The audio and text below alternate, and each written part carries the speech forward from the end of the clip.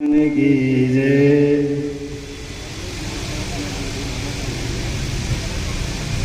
धीरे धीरे कन्हैया बड़े होने लगे हैं। सुखदेव भगवान कहते हैं, राजा परीक्षित, कालेन व्रजताल्पेन गोकुले राम केशवौ जानुभ्याम सहपाणिभ्याम रिंगमाणो विजहरतुः।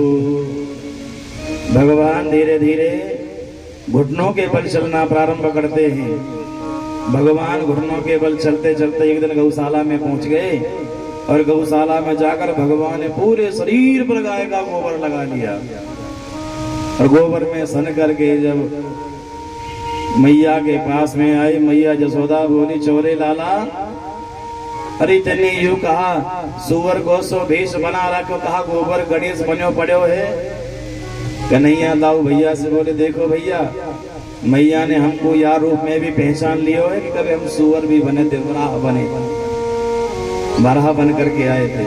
मैया की पहचान बड़ी तगड़ी है भैया। भैया ने लाला को हृदय से लगाया, पल्लू से पूछा, लाला को माखन खिलाया, दूध पिलाया। और जो माँ होती है ना, माँ का प्रेम बड़ा अद्भुत रहता है संतान के प्रति। पिताजी ने भले 1000 रुपए के पेंट शर्ट पहने हुए हैं और पार्टी में यदि बैठे हुए हैं ना पिताजी, और बच्चा यदि पहुंच गए ना पिताजी के पास में, और बच्चा यदि मिट्टी में सना हुआ है तो पिताजी दूर से कहेंगे, बस दूर दूर दूर दूर दूर दूर, अपनी माँ के पास में जा जा, अपने मम्मी के पास जा। और माँ भले ही बेटा कितना भी धूल में कीचड़ में मिट्टी में सना है और भले ही 5000 की साड़ी पहनी हुई है, वो भी अपने बच्चों को हृदय से लगा लेगी, अपने पल्लू से मुंह पोंछ देगी। इसलिए माँ का जो प्रेम रहता है ना, बड़ा अद्भुत है, विशिष्ट है। भगवान यदि कीचड़ में भी समय होते हैं तो सुखदेव भगवान कहते, राजा परीक्षित इतने सुंदर लगते हैं कि जो मिट्टी जो कीचड़ भगवान के श्रीअंग में लगता है, वो भी अपने भाग्य की सराहना करता है कि आज हम गोविंद के श्रीअंग में लगे हैं, भगवान का श्रीअंग हमें प्राप्त हुआ है। धीरे धीरे भगवान चलना प्रारंभ करते हैं। हमारे गोविंद कभी खड़े हुए, कभी गिरे, कभी खड़े हुए, और अब तो चलना प्रारंभ कर दिया है। और भगवान एक दिन चलते चलते धीरे से थोड़े से बड़े हुए तो भगवान अपने मित्रों से मिलते हैं और मित्रों से मिलकर के भगवान ने श्री दामा, मनसुखा, मधुमंगल इत्यादि को मित्र बनाया और सबसे पूछा, भैया आजकल इतने दुबले पतले से कैसे है रहे हो, क्या बात है। मित्र कहने लगे, लाला क्या बताएं, खाने पीने तो बहुत है पर शरीर में कोई कच्ची वस्तु लगे ही ना है, फिर भी ऐसे दुबले पतले से है रहे हैं। हाँ। अब आप देख लो, किसी किसी के शरीर में कुछ लगता ही नहीं है। हाँ। अब कोई बता सकता है कि आप दोनों, हाँ, मुझे भी आज ही पता चला। तो किसी किसी के हाँ शरीर में लगना, कहते हैं ना कि घर खायो पतरी ने और मोटी के सिर आयो। सामान तो सब खाया, पतली ने उसके शरीर में तो कुछ लगा नहीं, और जो घर में मोटी रहती ना, सब सोचते यही चोरी करके खाती है, हाँ यही मोटी हो रही है, कोई विश्वास भी नहीं करता है। कन्हैया बोले, चोरे लालाओ, अरे तुम्हारे घर में ढेरों माखन मिश्री है, माखन मिश्री खायो करो। ब्रजवासी बोले, लाला क्या बताएं, माखन मिश्री तो घर में बहुत होता है पर मैया चाक वे को भी ना दे दे। जितना भी माखन होता है सबको मटकी में रख के मथुरा बेच आते हैं, हमें कुछ खाने को मिलता ही नहीं है। कन्हैया बोले, ये तो गलत है। अरे हम गौ सेवा करते हैं, हम ब्रज के ग्वाला और गोरस खामी मथुरा के लाला, ये तो अन्याय है। यदि गौ सेवा हम करेंगे तो गोरस भी हम ही खाएंगे, यदि हम गोरस नहीं खाएंगे तो हम तो कमजोर पड़ जाएंगे और जो मथुरावासी हैं वो सब बलिष्ठ हो जाएंगे, बलवान हो जाएंगे। यदि कुश्ती हुई तो हम तो हर कुश्ती में पिटते चले जाएंगे। ये कैसे बात बनेगी भैया? कन्हैया बोले देखो एक बात बताऊं, यदि घर में प्रेम से खाइबे को ना मिले तो चोरी करके खाओ। ब्रजवासी बोले ने पूते चोरी करबो सिखावे को? अरे चोरी करबो सिखावे को तो हमको? कन्हैया बोले देखो खाइबे पीवे की कोई चोरी ना हो करे, खाइबे पीवे में कोई शर्म ना है। और देखो शुरुआत अपने घर से ही करो। अब तो सारे ब्रजवासी शाम के समय अपने घर पर लौटे और सभी इसी इंतजार में हैं कि अम्मा बाबा कब सोएंगे। अब जैसे ही रात्रि हुई तो आधे से तो चोरी करवे में सफल भये और आधे से चोरी करते पकड़े गए। और जो पकड़े गए महाराज उन पे वो सोटा बाजो, वो धमुकरा बाजो कि सवेरे तक कमर में 3 बल पड़ गए। कन्हैया ने कहा था कि सवेरे फिर सबको यही मिलना है। तो जो चोरी करवे में सफल रहे वो तो बड़े प्रसन्न, बड़े खुश।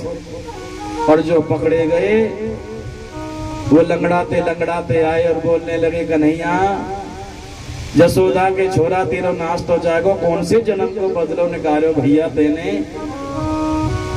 अरे मैया बाबा ने रात को पकड़ के वो मार लगाई है, वो सोटा बजाए हैं भैया। या जन्म में तो कमर सीधी पड़ेगी ना, इतनी मार पड़ी है, एक चोर की सी मार पड़ी है। कन्हैया बोले हुआ क्या ये तो बताओ। ब्रजवासी कहवे लगे कि लाला जैसे हम चोरी करवे के लिए तैयार भये और जैसे ही छींके से मटकी उतारी इतने में मैया बाबा जाके हमको पकड़ के वो मार लगाई है, वो मार लगाई है, बस पूछो ही मत भैया। प्राण ही जन कहाँ अटके रह गए, प्राण ही नहीं निकले बस। कन्हैया कहने लगे देखो तुमको चोरी करना आता नहीं है और देखो हम तुम्हारे गुरु बनेंगे और तुम्हें चोरी करना सिखाएंगे और एक मंडल बनाएंगे जिस मंडल का नाम होगा बाल गोपाल चौर विद्या प्रचार प्रसार मंडल। हम आपको चोरी करना सिखाएंगे। ब्रजवासी बोले और तो कोई बढ़िया काम सिखावेगो ना, बस चोरी करो वही सिखावेगो। कन्हैया अब तो उस मंडल के प्रधान सेनापति बने, आगे आगे कन्हैया और पीछे पीछे ग्वाल बाल। अब तो रोज किसी ना किसी गोपी के घर जाते हैं, रोज माखन मिश्री खाते हैं। सारे ब्रज में शोर मच गया कि नंद को छोरा यशोदा को छोरा एक नंबर को चोर है। अब तो रोज शिकायतें घर पर आने लगी। मैया जसोदा भी बड़ी परेशान हो गई। कभी कभी तो मैया विश्वास भी नहीं करती कि मेरे लाला चोरी भी करे।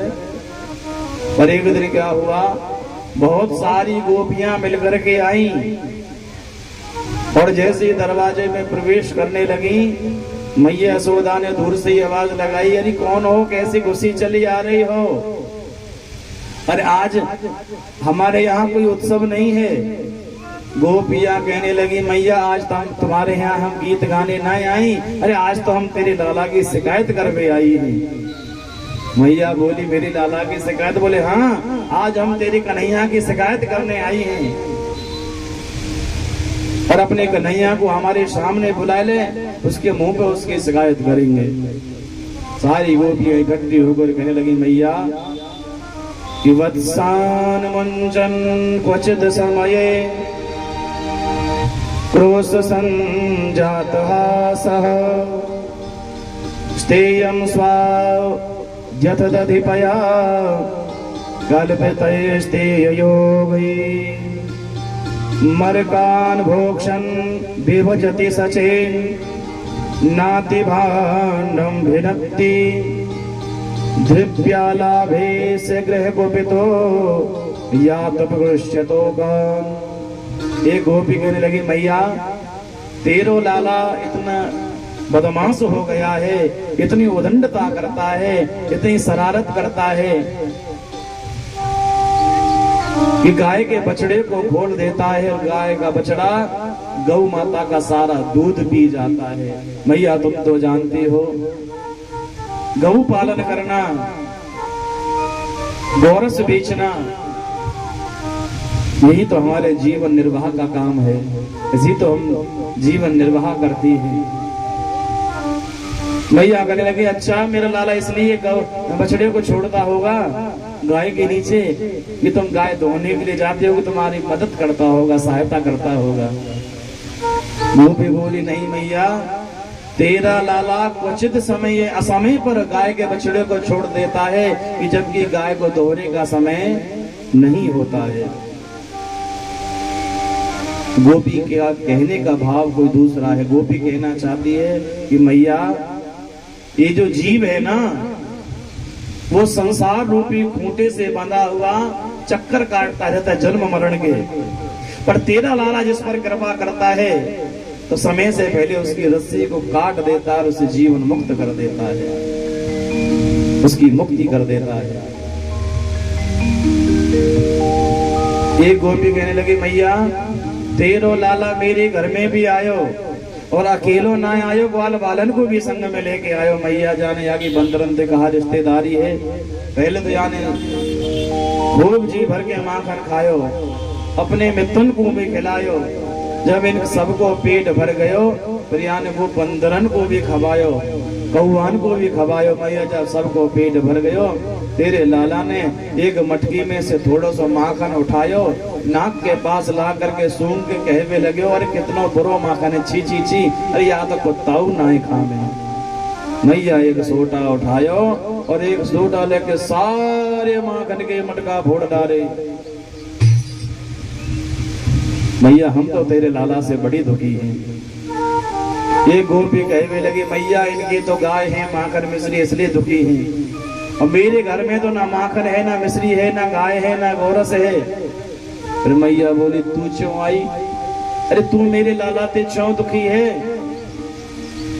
वो भी कहने लगी मैया जिनके घर में माखन मिश्री है वो भी तेरे लाला से दुखी हैं, और जिनके घर में माखन मिश्री है वो भी दुखी है।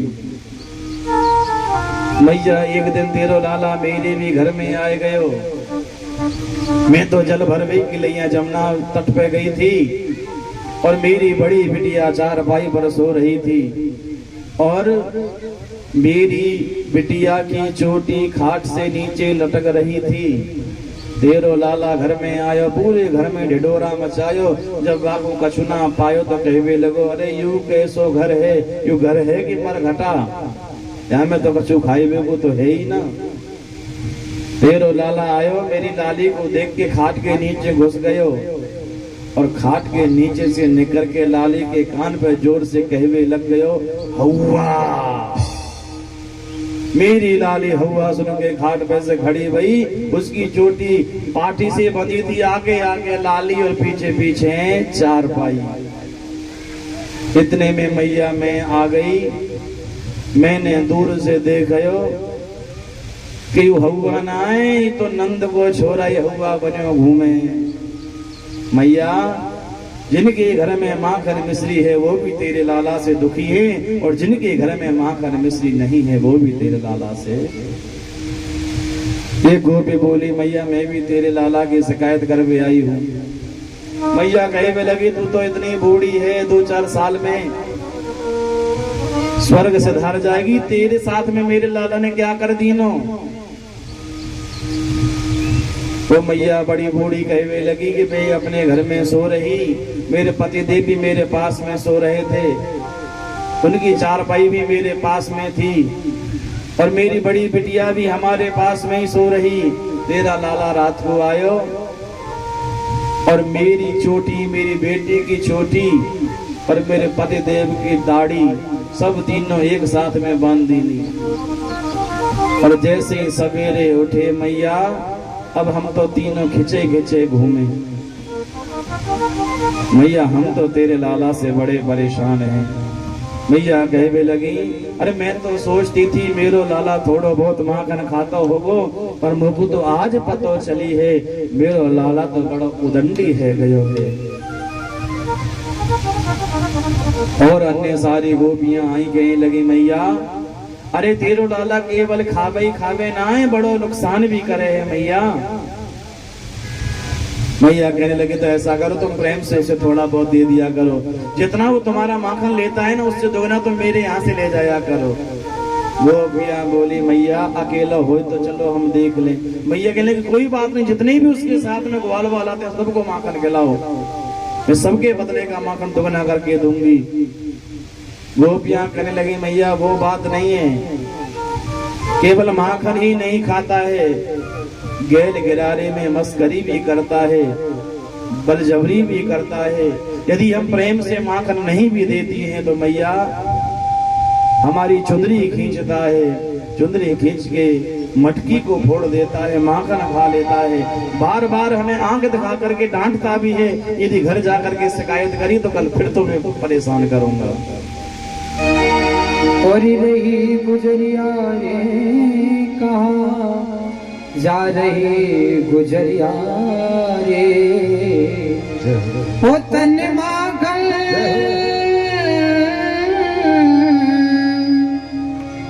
दे जा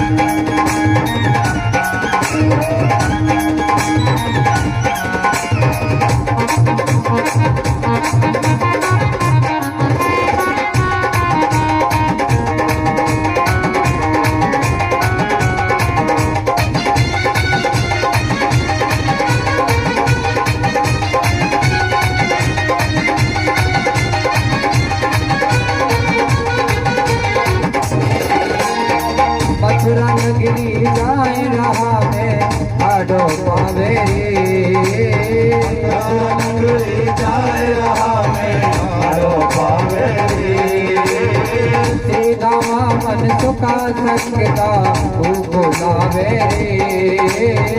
सीधा मन सुखा संगता बोलावे होठन पे मीठी हंसी हाथ का बांसुरिया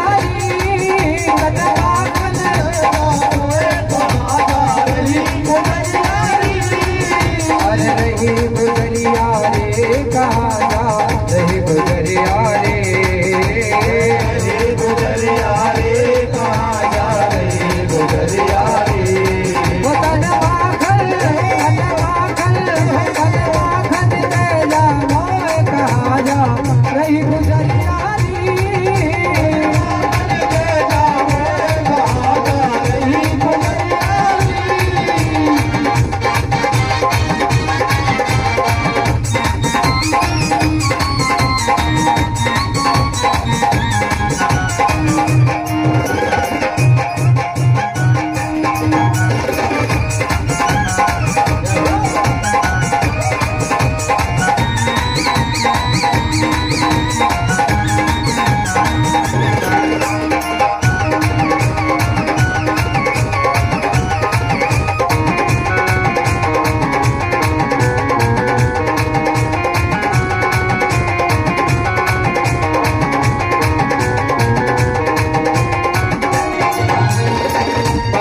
बेच गुजारो करती हम ब्रज नारी रे।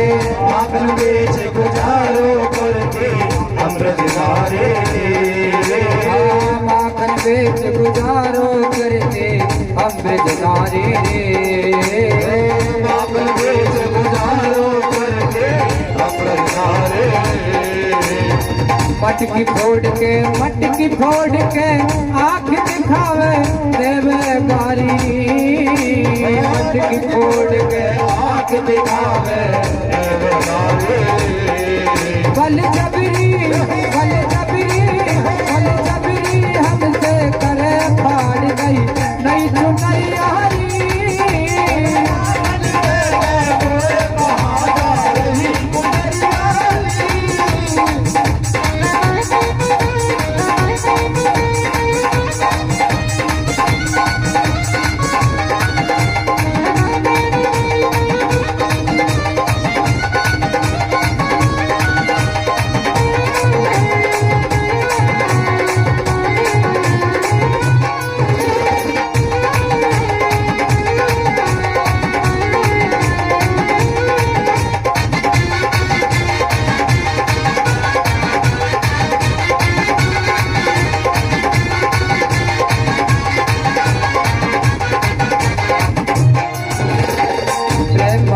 से मांगे तो हम दे दे माखन को।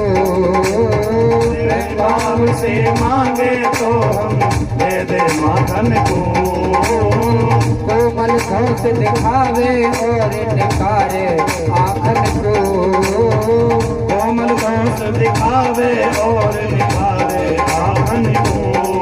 मेरे कोमल घोष दिखावे और निकारे आखन को। दिखावे निकारे आखन को। माधव तेरे ही घर पे बीते सारी उम्र यारी। घर माखन देगा मोए कहाँ जा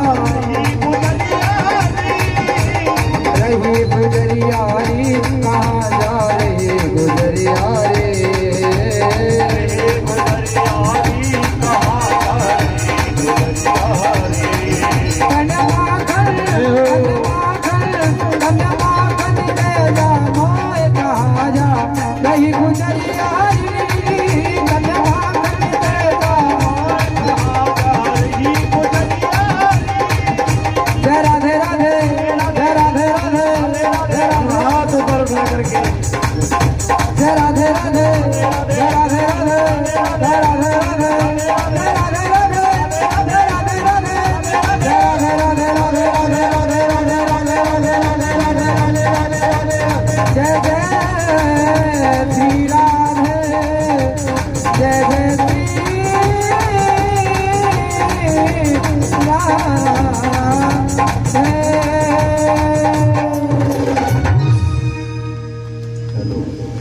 बोलिए माखन चोर कन्हैया की जय हो।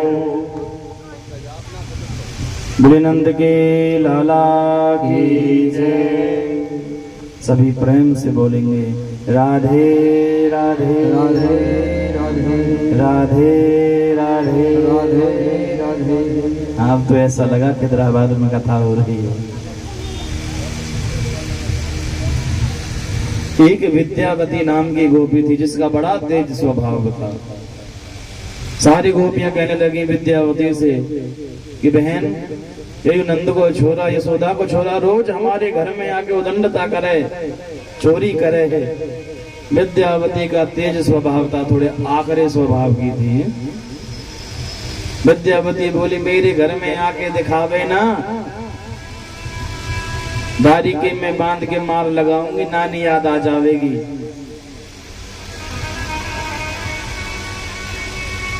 भगवान की उस मंडली में विद्यावती का देवर भी रहता था। विद्यावती के देवर ने कहा मित्र लाला कन्हैया, हमारी भाभी को बड़ा अभिमान है, वो कहती है कि मेरे घर में आके दिखावे ना तो हम मैं बांध के मार लगाऊंगी।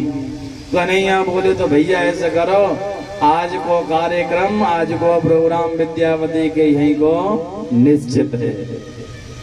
सारे ग्वाल वाल पहुंच गए विद्यावती के घर के बाहर, इस इंतजार में है कि विद्यावती कब घर से बाहर निकलेगी। जैसे ही विद्यावती जल लेने के लिए घर से बाहर गई, अब तो सारे ग्वाल बाल घर में अंदर प्रविष्ट हुए।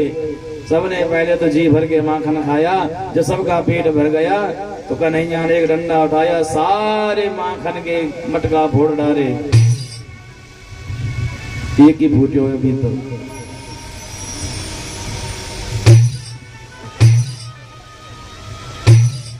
सारे मटका फोड़ डाले, पूरे आंगन में माखन ही माखन बखेर दियो।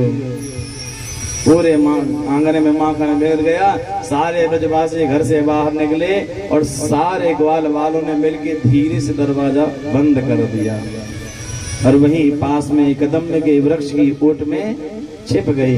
विद्यावती को अपने नाम का भी बड़ा अभिमान था। किसी किसी को आदत होती है ना, एक उनका एक तकिया कलाम होता है, कोई बार बार किसी शब्द को यूज करेगा, कोई किसी शब्द को प्रयोग करता है। तो विद्यावती का स्वभाव था, हर बार पर वो यही कहती थी, मेरा नाम विद्यावती है, मेरा नाम विद्यावती है, मेरे घर आके दिखावे ना, मेरा नाम विद्यावती है। विद्यावती जल के गगरिया लेके आई, मटकती भई आ रही है, मेरा नाम विद्यावती है, मेरे घर आके दिखावे ना। जैसे विद्यावती ने धीरे से दरवाजा खोला, भीतर पांव बढ़ाया, आंगन में माखन बिखरा पड़ा था और जैसे ही माखन पर पैर रखा, जोर से पैर फिसला, मटकी कहीं और अब तो विद्यावती कहीं सीधी दीवार से टकराई, वहीं जाके ब्रेक लगे। दीवार से टकराई, सिर पीछे जमीन में गिरा, सिर में भी इतनी बड़ी गांठ हो गई। कराते कराते खड़ी होने लगी, मेरा नाम विद्यावती है। पर पहले घी बिखरा पड़ा था, माखन ऊपर से जल और भी ज्यादा फिसलन हो गई।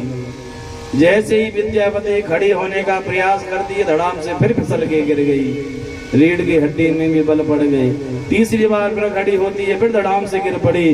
अब तो विद्यावती ने खड़े होने का कार्यक्रम ही बंद कर दिया। अब तो दोनों पांवों के बल धीरे धीरे खिचड़ते खिचड़ते दरवाजे के पास में आई, दरवाजे का सहारा लिया, दरवाजे को हाथ से पकड़ के खड़ी हुई,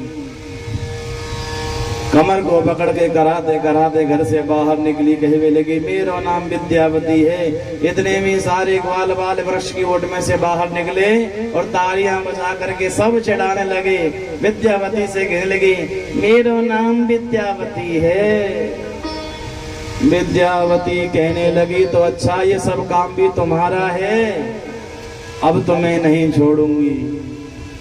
विद्यावती ने दौड़ लगाई और दौड़ के अपने देवर का हाथ पकड़ लिया।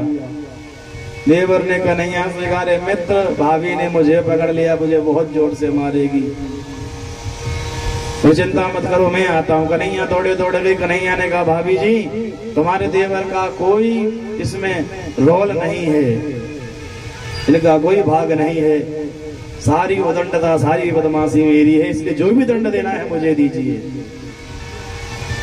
विद्यावती ने अपने देवर को छोड़ा, कन्हैया का हाथ पकड़ा और कहने लगी, मैं तुझे क्या मारूंगी, चल आज मैं तुझे तेरी मैया के पास में ले चलती हूँ। तेरी माँ कहती है ना कि मेरा लाला तो बड़ा सीधा है, बड़ा सरल है, आज मैं उसे दिखाऊंगी तेरा कन्हैया कितना सरल है, कितना भोला भाला है, और आज दिखाऊंगी कि मैंने तुझे रंगे हाथ पकड़ा है। जब विद्यावती ने हाथ पकड़ा, कन्हैया का घसीटते हुए ले जाने लगी जसोदा मैया के पास में, और जैसे ही महल आया, कन्हैया कहने लगे, भाभी जी, आपने बहुत कस के हाथ पकड़ा है, इसलिए हाथ में दर्द होने लगा, ऐसा करो ये हाथ छोड़ के मेरा दूसरा हाथ पकड़ लो। जैसी विद्यावती ने हाथ ढीला किया तो कन्हैया ने अपना हाथ छुड़ा करके विद्यावती के हाथ में उसके देवर का हाथ पकड़ा दिया और खुद जल्दी से दूसरे दरवाजे से मैया के पास में पहुंच गए। विद्यावती ने शोर मचाना शुरू कर दिया, ओ मैया जसोदा, ओ मैया जसोदा, देख, तुम कहती थी ना कि मेरा लाला चोरी नहीं करता है, और आज मैंने तुम्हारे लाला को प्रत्यक्ष पकड़ा है, रंगे हाथ पकड़ा है, देखो मैं तुम्हारे लाला को पकड़ करके लाई हूँ। मैया यशोदा बाहर आई। मैया बोली कहाँ है मेरो लाला? विद्यावती बोली यूं रो तुम्हारो लाला। और जैसे हाथ पकड़ करके आगे किया, मैया कह लगी मेरो लाला ना है। अरे विद्यावती यू तो तेरो देवर है। विद्यावती बोली मैया मैंने तो तेरे लाला कोई हाथ पकड़ो, पर कब कब में चालाकी करके अपनो हाथ छुड़ा के मेरे देवर को हाथ पकड़ा दियो। विद्यावती बोली मैया मैं सत्य कह रही हूँ कि तेरे लाला ने ही मेरे घर में आज उदंडता करी है, चोरी की है। अपने लाला को बुला लो, उसके सामने उसकी शिकायत करूंगी। मैया यशोदा ने आवाज लगाई कन्हैया बेटा बाहर आ। कन्हैया बाहर आए। मैया डांटने लगी चोरे लाला तेने चोरी की है, सच बता तुमने चोरी की है। अब कन्हैया ने झूठ मूठ के आंसू बना लिए और झूठ मूठ के आंसू बना करके रोने का नाटक करने लगे। कहने लगे मैया मैंने चोरी नहीं करी, मैया मैंने चोरी नहीं की है। मेरे सच बता तुमने चोरी की है नहीं की है? कन्हैया बोले ना मैया मैंने चोरी नहीं की है। रोने का नाटक करते हैं। मैया विद्यावती से कहने लगी रे विद्यावती देख मेरो लाला तो रो रहे हो है, तो कुछ जरा भी तरस ना आ रहे हो, यानी चोरी नहीं करी। जब मैया से बात करते हैं ना कन्हैया तो रोनी से सूरत बना लेते हैं, और मैया जब विद्यावती से बात करती है तो कन्हैया अंगूठा दिखाते हैं। करवा लियो कछु, ऐसी चोरी करूंगा कछु करवा ले। विद्यावती भैया देख देख देख अंगूठा दिखा रहे तेरा लाला, देख देख। मैया ने जैसे लाला की ओर देख कन्हैया ने फिर से मुंह लटका लिया। मैया बोली विद्यावती तो बहुत झूठी है, देखिए मेरे लाला की तो नजर भी ऊपर ना उठ रही है और तुम मेरे कन्हैया पे आरोप लगा रही है। मेरे कन्हैया ऐसा ना है। विद्यावती हो चाहे कोई भी गोपी हो, वो शिकायत करने उनका एक बहाना है। वो वास्तव में गोविंद का दर्शन करने के लिए आती हैं। जब शिकायत करने आती है ना तो उन्हें इतने समीपता से इतनी निकटता से लाला का दर्शन होता है, इसलिए वो बार बार बहाना बना करके आती हैं। एक दिन कन्हैया ब्रह्मांड घाट पर गए और मन में सोचने लगे कि गौरस का आनंद तो खूब लिया है, अब ब्रजरज का आनंद भी लेना चाहिए। तभी भगवान ने क्या किया, एक मिट्टी का ढेला पड़ा था उसे उठा करके मुख में रखा और निगल गए। दाऊ भैया ने देखा कि कन्हैया ने मिट्टी खाई है। दाऊ भैया दौड़े दौड़े आए। दाऊ भैया कहे हुए लगे चोले लाला तेने मिट्टी खाई है? कन्हैया बोले ना मैंने माटी ना खाई। बोले झूठ, मैंने अपनी आंखों से देखा है तुमने मिट्टी खाई है। और आजकल ना तू बहुत बिगड़ गया है, चल हम सब मिलकर के तेरी मैया से शिकायत करेंगे। अब तो सवारे ग्वाल बाल दाऊ भैया कन्हैया को लेकर मैया के पास में आए, शिकायत करने लगे भैया तेरे लाला ने माटी खाई है। और शिकायत करने लगे हैं तेरे लाला ने माटी खाई, जसोदा सुन माई। मैया तेरे लाला ने मिट्टी खाई है, हमने अपने आंखों से देखा है। मैया कहने लगी चले लाला तेने माटी खाई? अब तो कन्हैया रोनी से सूरत बना लेते हैं और कहते मैया मैंने माटी नहीं खाई। मैया कहने लगी सारे तेरी शिकायत कर रहे हैं, ये सब क्या झूठे हैं? कन्हैया बोले हाँ मैया ये सब झूठे हैं। मैया बोले अच्छा तो तू ही है हरिश्चंद्र, तू ही है सत्यव्रतधारी। कन्हैया कहने लगा हाँ मैया मैंने मिट्टी नहीं खाई है। कि ना हम भक्षितवान अम्ब सर्वे मिथ्याभिशंसिनः यदि सत्याग्रहस्तर्हि समक्षम पश्चिमे मुखम। भैया मैंने माटी नहीं खाई। यदि तुझे मेरा भरोसा नहीं है ना तो मैं तेरे सामने खड़ा हूं, तू मेरा मुख देख ले। भैया बोली हाँ ये बात ठीक है, तो मुझे अपना मुंह दिखा। कन्हैया ने जैसे ही मुंह खोला तो अपने मुंह में भगवान ने विश्व दर्शन कराया है मैया को। अब मैया की तो आंखें फटी की फटी रह गई। मैया ने लाला के मुंह में अनेक पर्वत श्रृंखला देखी, अनेक ब्रह्मांड देखे, अनेक पहाड़ वृक्ष देखे। मैया के तो आंखें चुधिया गई। मैया कहे लगे छोरे लाला तेरे या छोटे से मुंह में इतने पहाड़ कैसे आ गए भैया। कन्हैया ने मुंह बंद किया। कन्हैया सोचने लगे कि अब मैया पागल हो जाएगी यदि ज्यादा लीला बढ़ाऊंगा तो। कन्हैया ने विश्व मोहिनी माया के द्वारा फिर से मैया को सम्मोहित करते हुए कहने लगे मैया तेरी बुढ़ापे की आंखें हैं, तेरी आंखन में मोतिया बिंद आ गया होगा मैया इसलिए तुझे कम दिखता है। अरे मेरे पेट में मेरे मुंह में तो मैया कछू ना है। अब तेने कछू देखियो मैंने माटी खाई। अब मैया कछू दिखे ना मैया कैसे बतावे कि हाँ तेने माटी खाई। मैया बोली बेटा ये सब झूठे हैं तो ये साचो है, तेने माटी ना खाई, सब झूठे हैं। और मैया फिर से लाला को हृदय से लगा लेती है। दिवाली का अवसर आया है।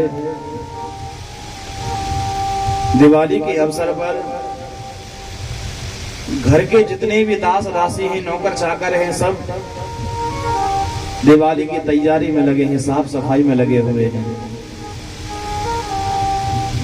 आज मैया स्वयं लाला के लिए अपने हाथों से माखन बिलो रही है। कन्हैया सो रहे हैं पालने में। मैया जब फ्री रहती है ना खाली समय में लाला का ही चिंतन करती है, लाला के ही लीलाओं का गान करती रहती, सोचती रहती कि मेरो लाला ऐसो है, मेरो लाला वैसो है। आज भी मैया लाला के लिए माखन निकाल रही है और लाला के ही चरित्रों का स्मरण कर रही है, उन्हीं का चिंतन कर रही है।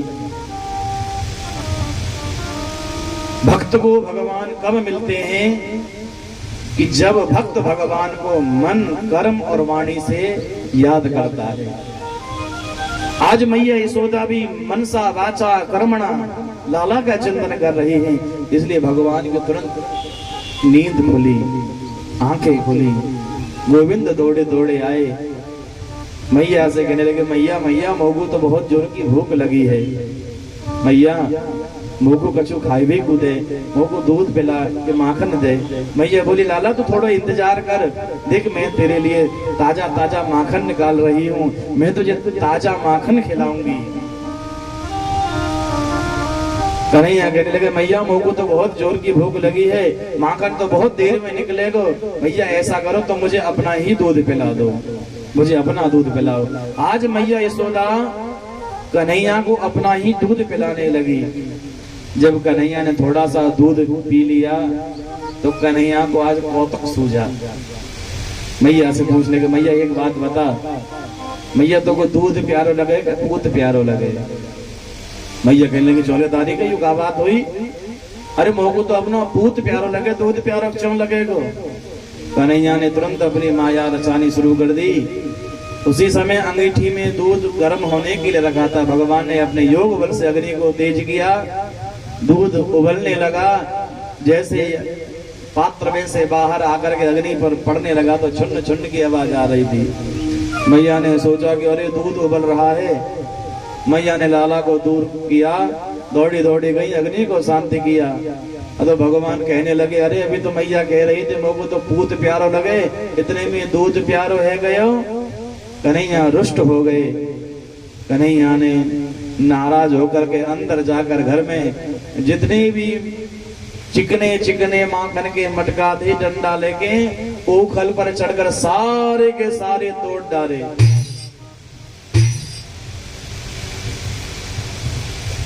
सारे मटका फोड़ डाले। जब सारे मटका टूट गए, कन्हैया का जब गुस्सा शांत हुआ तो कन्हैया ने विचार किया कि मैंने तो सारे मटका फोड़ डाले, मैया अब तो गु मारेगी। अब मैया मुंह में मार लगा के क्या करना चाहिए, तो मैया मारेगी। इस डर के कारण कन्हैया ने झूठ मूठ के आंसू बना लिए। मैया ने मटके फोड़ने की आवाज सुनी, दौड़े दौड़े घर में आई। मैया ने आकर के देखा कि सारे के सारे मटके लाइन से फूटे पड़े हैं। मैया मन में विचार करने लगी। मैया सोच रही है कि मैं तो सोच रही थी कि शायद ये गोपी झूठ कहती हैं, तेरे ऊपर आरोप लगाती हैं, पर ये गोपी झूठी नहीं है, ये गोपी सच्ची है। तो सच में ही बिगड़ गया है, उदंडता करने लगा है। देख मेरे ददिया सास के जमाने के सारे कार्य मटका तेने फोड़ डाले, दादी के तो को आज ना छोड़ूंगी। मैया ने सोटी उठाई, लाला को मारने के लिए तैयार हुई। कन्हैया रोना शुरू कर देते हैं। मैया कहने लगी, दादी के तू बहुत बिगड़ गयो है, तो को दंड तो अवश्य दूंगी, छोड़ूंगी तो है ना। और मैया लाला को पकड़ कर पीछे पड़ी, तो कन्हैया ने दौड़ना शुरू कर दिया। आगे आगे कन्हैया और पीछे पीछे यशोदा मैया। सारे ब्रज का चक्कर लगा लिया, पर कन्हैया मैया के हाथ ना आए। कन्हैया आगे भग रहे, पीछे मैया दौड़ रही है। सुखदेव भगवान बोले, राजा परीक्षित दर्शन कर लो, ऐसे भागते हुए ब्रह्म को आपने कभी नहीं देखा होगा। मैया थक गई, मैया के केस बिखर गए। मैया थक करके कदम्ब के वृक्ष के नीचे बैठ गई। मैया मन ही मन सोचने लगी, मैया कहने लगी, लाला बेटा तू मेरे पास में आ, मैं तो को अब ना मारूंगी। कन्हैया कहने लगे, ना मैया तू मोको मारेगी। मैया बोली, ना मारूंगी, तुम मेरे पास में एक बार आ तो सही। लाला मैं तो गुर हरदी से पूछूंगी, तो मेरे पास में आ।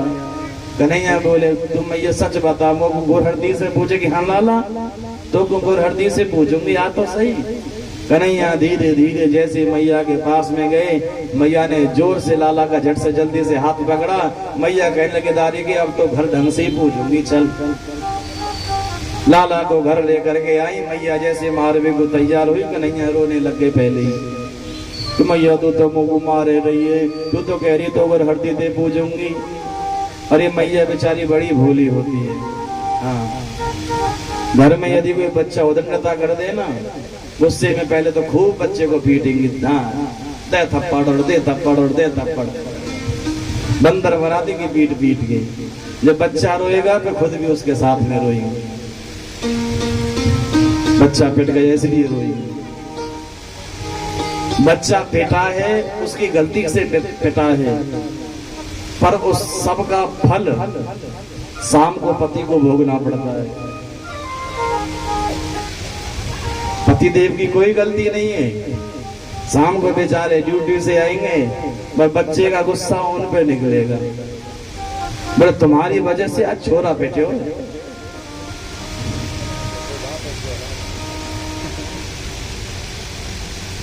मैया इतनी भोली होती। मैया यशोदा भी लाला को जब मारने के लिए तैयार होती है ना, लाला रोता है। मैया सोचती है, चलो तुझे मारूंगी तो है नहीं, और तुझे दंड अवश्य दूंगी, नहीं तो तू और ज्यादा बिगड़ जाएगा। मैया कहने लगी, अच्छा तूने उस उखल पर चढ़ करके मटके फोड़े हैं ना, इस उखल के साथ में ही तुझे बांधूंगी।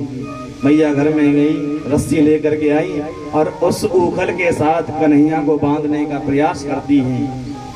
जैसे ही उस उखल के साथ में कन्हैया को लपेटा, तो रस्सी 2 अंगुल छोटी पड़ गई।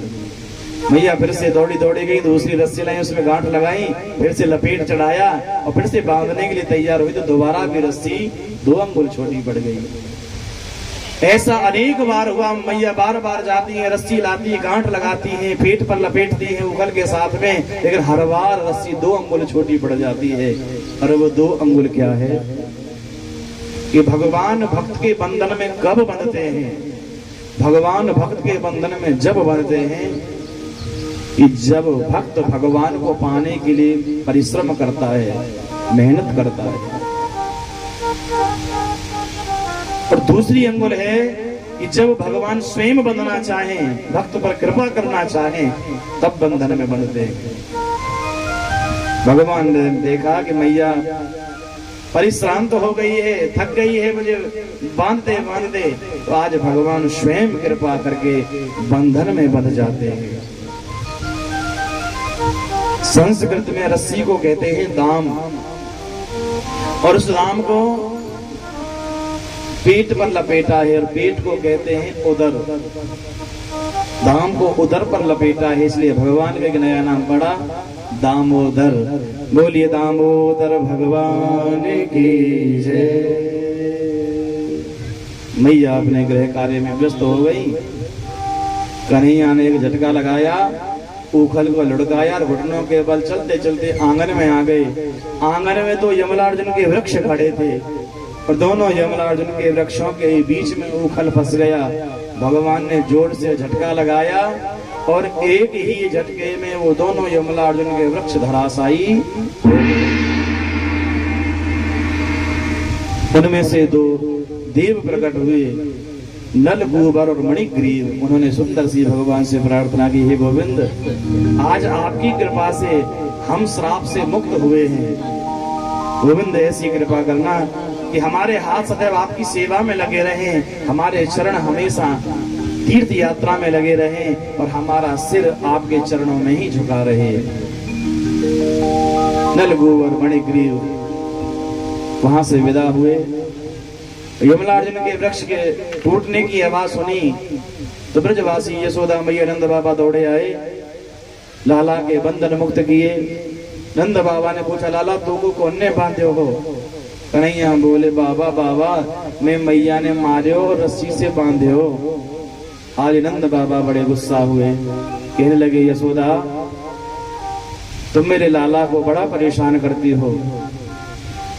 अरे मेरे लाला नन्नों से उदंडता करता है, कोई बात नहीं, सहन कर लेना चाहिए। और तुमने रस्सियों से बांध दिया, उखल वृक्षों में अटक गया और ये वृक्ष यदि लाला के ऊपर गिर गए होते तो मेरे लाला को चोट लग गई होती तो क्या होता? ऐसा है, हम दोनों पिता पुत्र आज के बाद गौशाला में रहेंगे और तुम अकेले महलों में रहो। कन्हैया बोले, हाँ बाबा ये बात ठीक है, हम तुम अलग रहेंगे, मैया से न्यारे रहेंगे। नंद बाबा कन्हैया को लेकर गौशाला में पहुंच गए। अब दिन भर तो कन्हैया मित्रों के साथ में खूब खेले और बच्चों की एक आदत होती, शाम को मम्मी चाहिए। हाँ, चाहिए कि ना चाहिए? दिन भर चाहे कहीं रहे और शाम को आते पूछेंगे मम्मी कहाँ है, माँ कहाँ है। अब कन्हैया को भी शाम को मैया यशोदा की याद आने लगी और उधर मैया यशोदा को भी नींद नहीं आ रही थी, क्योंकि उन्हें भी कन्हैया के बगैर सोने का आनंद नहीं आता था, उन्हें आदत नहीं थी। उधर मैया रो रही हैं अकेले पड़े पड़े। मैया सोच रही है कि आज के बाद कभी लाला को दंड नहीं दूंगी, उसे कभी परेशान नहीं करूंगी, उसे कभी नहीं डांटूंगी। उधर कन्हैया को भी नींद नहीं आ रही है, नंद बाबा तो सो गए हैं। कन्हैया धीरे धीरे बाबा को जगा रहे हैं, बाबा बाबा मुझको नींद नहीं आ रही है, बाबा मुझे नींद नहीं आ रही है, बाबा मुझे मैया के पास में ले चलो। और भाव से कहने लगे कन्हैया, मैया के पास ले चल, बाबा घर गांव को, मैया के पास ले चल, बाबा घर गांव को, मैया के पास ले चल, बाबा घर गांव को, मैया के पास ले चल, बाबा घर गांव को।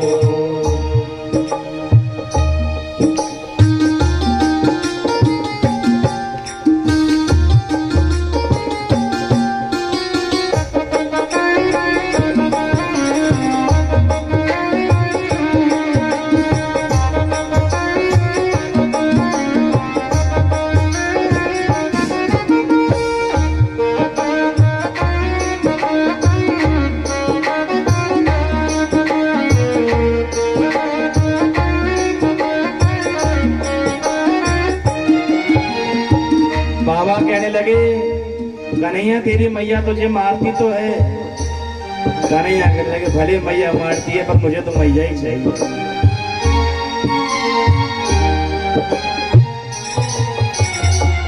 मैया के मारने पर मैया ही चाहिए, मैया के मारने पे मैया ही चाहिए, मैया के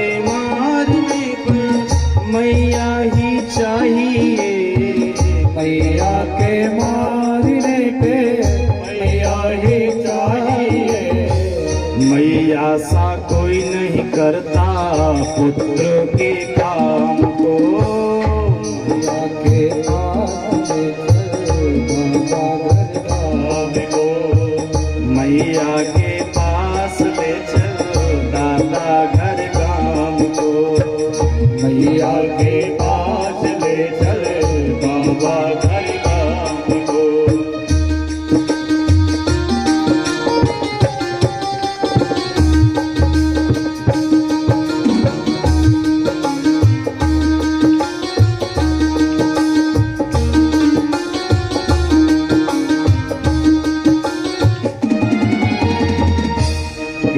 कन्हैया, अरे स्वयं जीवन भर गीले में सोती है और संतान को सूखे में सुलाती है।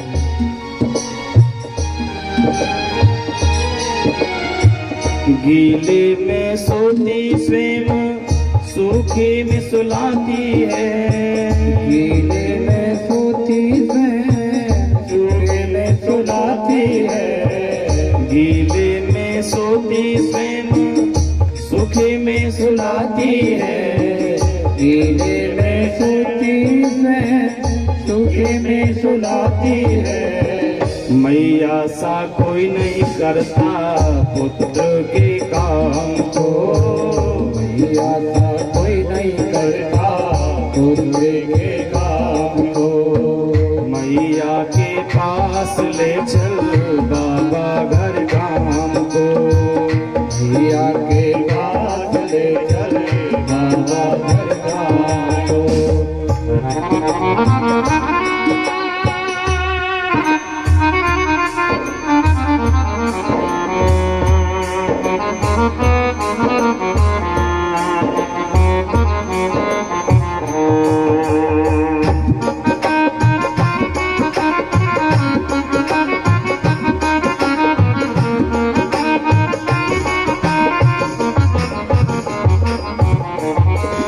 मैया की याद आ रही निंदिया नहीं आंखों में।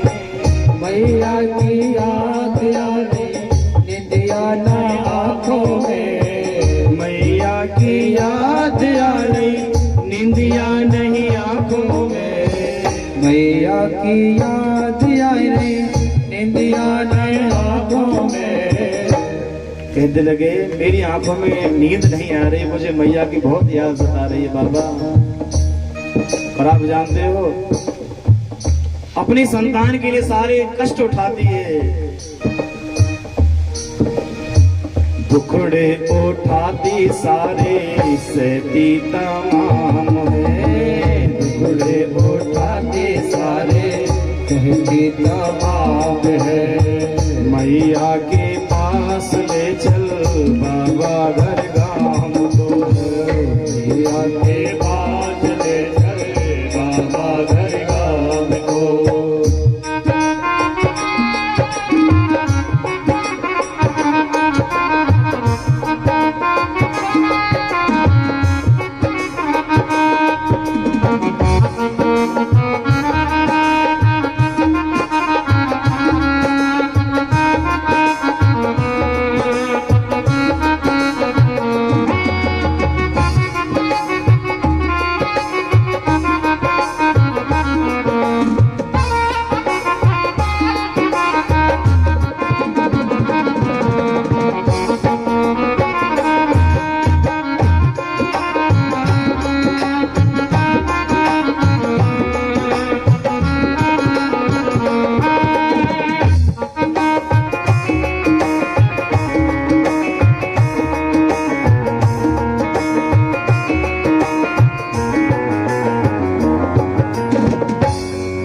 बोलिए कृष्ण कन्हैया लाल की जय।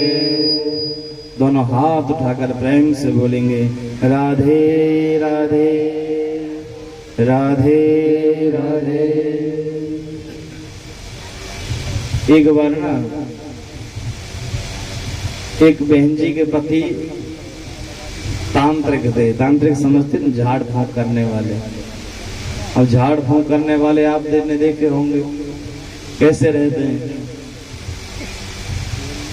जो मंत्र बोलते हैं ना समझ में कुछ नहीं आएगा, बस छू छू की आवाज आएगी। आप देख नहीं मंत्र क्या बोलते हैं पता नहीं, पर छू ही छू होगी। अब एक दिन उस बहन जी ने कहा देखो अब ये झाड़ फूंक का काम बंद करो और देखो घर में छप्पड़ टूटा पड़ा है इसे दोबारा बना लो। बारिश होती है सारा पानी घर में आता है और तो और पड़ोसियों का भी हमारे घर में आता है, पर पति तो एक ना सुने अपनी मन मर्जी करे। बहन बड़ी परेशान हो गई। एक दिन एक उसके पास में आया झाड़ फूंक कराने के लिए। अब तो वो मंत्र बोलने लगा। उसकी पत्नी बोली यदि तुम सच में अच्छे झाड़ फूक करने वाले हो ना तो मंत्र जोर से बोला करो, लोगों को पता चलना चाहिए आप क्या बोल रहे हो। उसे पत्नी की बात चुभ गई, उसने आज जोर जोर से मंत्र बोलना चालू कर दिया। एक के ऊपर झाड़ फूक कर रहा था, मंत्र बोल रहा था, आकाश बांधू, पाताल बांधू, सात समुद्र बांधू, घाट का घटोए बांधो, मरघट का मसान बांधो, छू। फिर से मंत्र बोले, आकाश बांधो, पाताल बांधो, सात समुद्र बांधो, घाट का घटोई बांधो, मरघट का मसान बांधो, छू। पत्नी परेशान होगी, पत्नी ने आकर बोला, जोर से चिल्लाई, अरे इन सबको पीछे बांधना, पहले छप्पर टूटा पड़ा है इसे तो बांध। ये छप्पड़ कौन बांधेगा? तेरा बाप बांधेगा तो शमशान को बांध, सात समुद्र बांध, छप्पड़ बांधा नहीं जाता। तो कभी कभी ना बड़ी विडंबना घर में हो जाती है, आदमी बड़ी लंबी लंबी क्या करे बेचारा। कहीं कहीं तो विडंबना ऐसी हो जाती है, आदमी कहना कुछ चाहता है और निकल कुछ और जाता है। आदमी का स्वभाव ऐसा होता है, अति परिचर्याद अवज्ञा। जब कोई व्यक्ति या कोई वस्तु आपसे दूर रहेगी ना, तो आप यही सोचोगे भाई ये वस्तु हमें मिल जाए तो कितना आनंद आएगा, हमारा जीवन संवर जाएगा। यदि आपके पास में मोबाइल नहीं है तो आप यही सोचोगे भाई मोबाइल मिल जाए तो बहुत अच्छा रहेगा। पर जब मोबाइल अपने पास में आ जाता है ना, उसका महत्व धीरे धीरे कम होने लगता है। कुछ दिन तो आप बड़ी संभाल के रखोगे, इतना ध्यान रखोगे कहीं उसकी स्क्रीन पर कोई स्क्रैच भी ना पड़े। हाँ, सारे काम झूठे हाथों से करोगे पर मोबाइल को झूठे हाथ से नहीं छुओगे, साबुन से धोओगे, नहीं चिकना हो जाएगा ना, साबुन से धोगे तब छुओगे। अरे मेरे भगवान, जितनी केयर मोबाइल की करते हैं इतनी यदि पति देव की, सासू ससुर की करें तो जीव कभी संभल जाए। नहीं, उनकी नहीं करेंगे, उनके तो आजकल की जो माताएं हैं ना, आजकल की जो बहनें हैं, उन्हें तो चरण छूना भी नहीं आता है। कैसे चरण छुए जाते हैं, अब नाम तो किसी का बताऊंगा नहीं। कल जब यहाँ से जा रहे थे कि बहन जी आई थी, चरण छू रही थी। एक बार तो मैं बोलने वाला था पर मैंने नहीं ठोका। अब आप बताइए कि चरण छुए जाते हैं या घुटने? आजकल पांव कोई नहीं छूता, सब घुटने छूते हैं, बस थोड़े से झुकेंगे।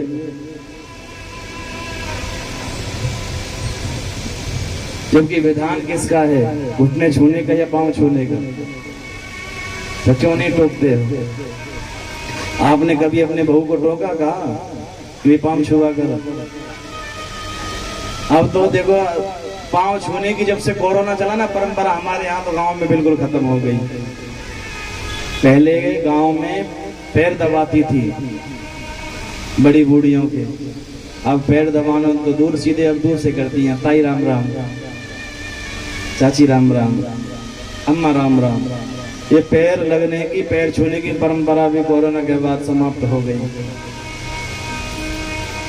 एक समय ऐसा आएगा, अब तो घुटने छूते हैं, यदि आप उनको नहीं बोलोगे, सचेत नहीं करोगे, एक दिन ऐसा आएगा माथे से माथा छुएंगे, बस हो गई बात। कोई झुकना ही नहीं चाहेगा, माथा छीनेंगे। उनको बोलना चाहिए, समझाना चाहिए कि भाई पाँव नहीं, पाँव छू, और पाँव छूकर मस्तक से फिर लगाए जाते हैं। एक तो आजकल कोई पाँव छूता नहीं है, और यदि कोई छूता भी है, बहुत से लोग दूर से कहते नहीं बस बस बस हो गया, नहीं बस बस, नहीं नहीं नहीं बस बस हो गया। यदि कोई झुक रहा है, आपसे छोटा है, तो आपका कर्तव्य है, वो आपसे कुछ ले रहा है तो आप उससे और कुछ नहीं तो आशीर्वाद तो दे ही सकते हो।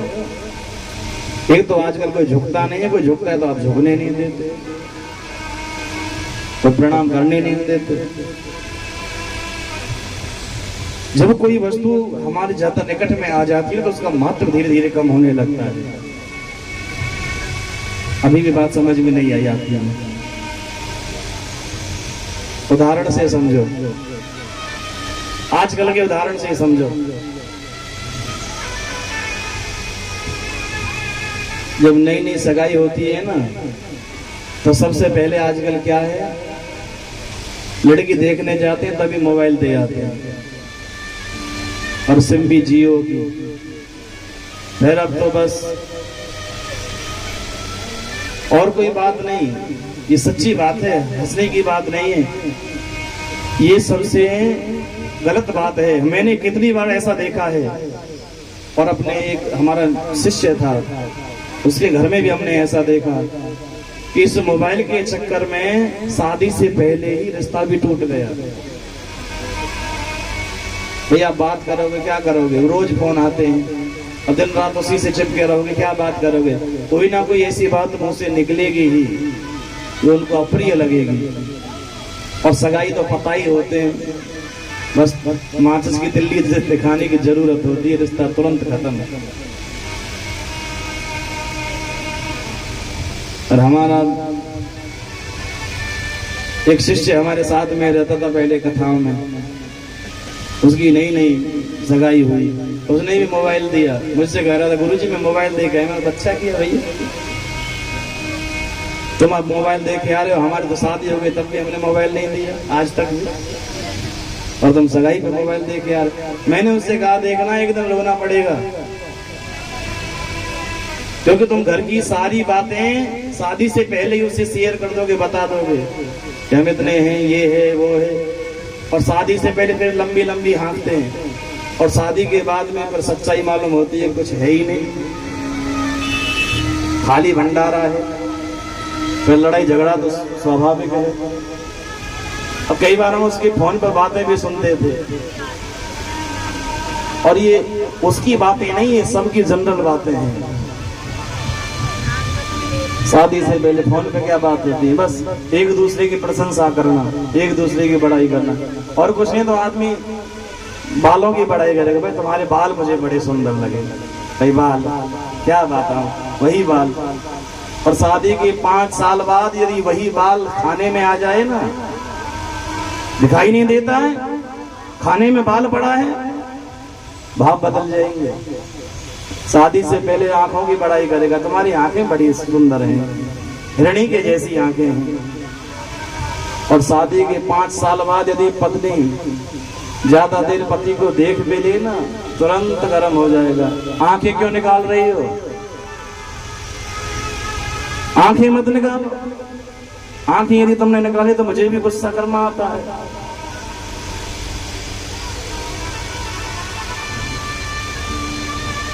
इन सब बातों से संबंध नहीं चलते हैं।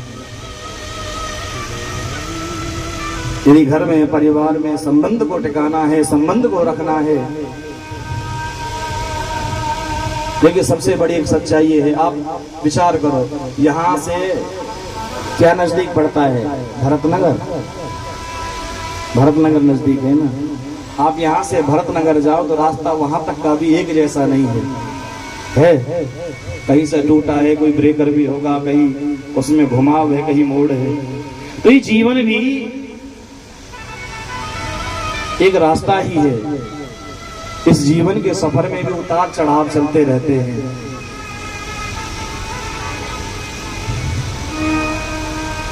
कहीं रास्ता अच्छा भी आएगा इस जीवन के सफर में, उसे भी आपको निभाना है, कहीं अच्छा आएगा कहीं बुरा आएगा, उसे भी निभाना है, तो ही ये गृहस्थ की गाड़ी चल पाएगी। और यदि आप जिद पकड़ के एक ही बात पर अड़े रहे तो रिश्ता टूटना तो स्वाभाविक ही है। इसलिए निवेदन है, आप गृहस्थ में रह रहे हो, यदि पतिदेव आपसे 2 बातें कहते हैं तो उस समय आप ठंडे पड़ जाओ। जब आप 2 बातें गुस्से में कह रहे तो पतिदेव का भी धर्म है कि 2 बातें पत्नी की भी सुन लो। तो वो भी कितना मेहनत करती है, सवेरे सबसे पहले उठेंगी, बच्चों को तैयार करना, भोजन बनाना, सबके कपड़े धोने, साफ सफाई करना, दिन भर में समय भी नहीं मिलता, कमर सीधी भी नहीं होती है। और पतिदेव तो टिफिन लेकर सीधे एक ही काम करेंगे, नौकरी जाएंगे, शाम को आके सो जाएंगे। तो पतिदेव का भी कर्तव्य है कि पत्नी को खुश रहने रखने के लिए कम से कम 2 बातें उनके लिए मधुर मधुर कर दे, जिससे दिन भर की थकान 2 बातों से कम उतर हो जाए।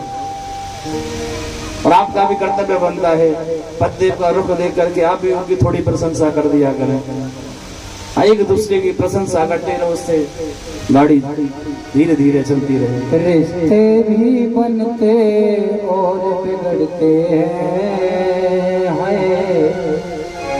यात्री जो चढ़ते और उतरते हैं। जीवन तो भैया एक रेल है, कभी पैसेंजर कभी मेल है। जीवन तो भैया एक रेल है, कभी पैसेंजर कभी मेल है।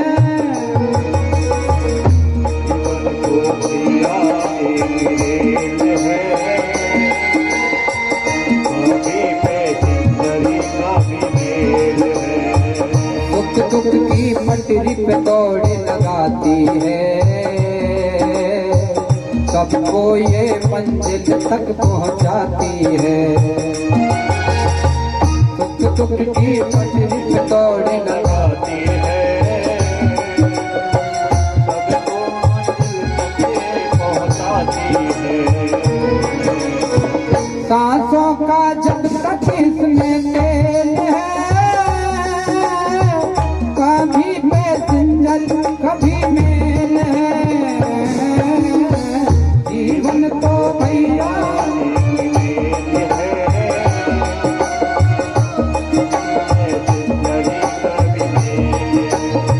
रिश्ते भी बनते और बिगड़ते हैं, यात्री जो चढ़ते और उतरते हैं। रिश्ते भी बनते और बिगड़ते हैं, यात्री जो चढ़ते और उतरते हैं। मोहन के काना के सिग्नल का ये खेल है, कभी पैसेंजर कभी मेल है। जीवन तो भैया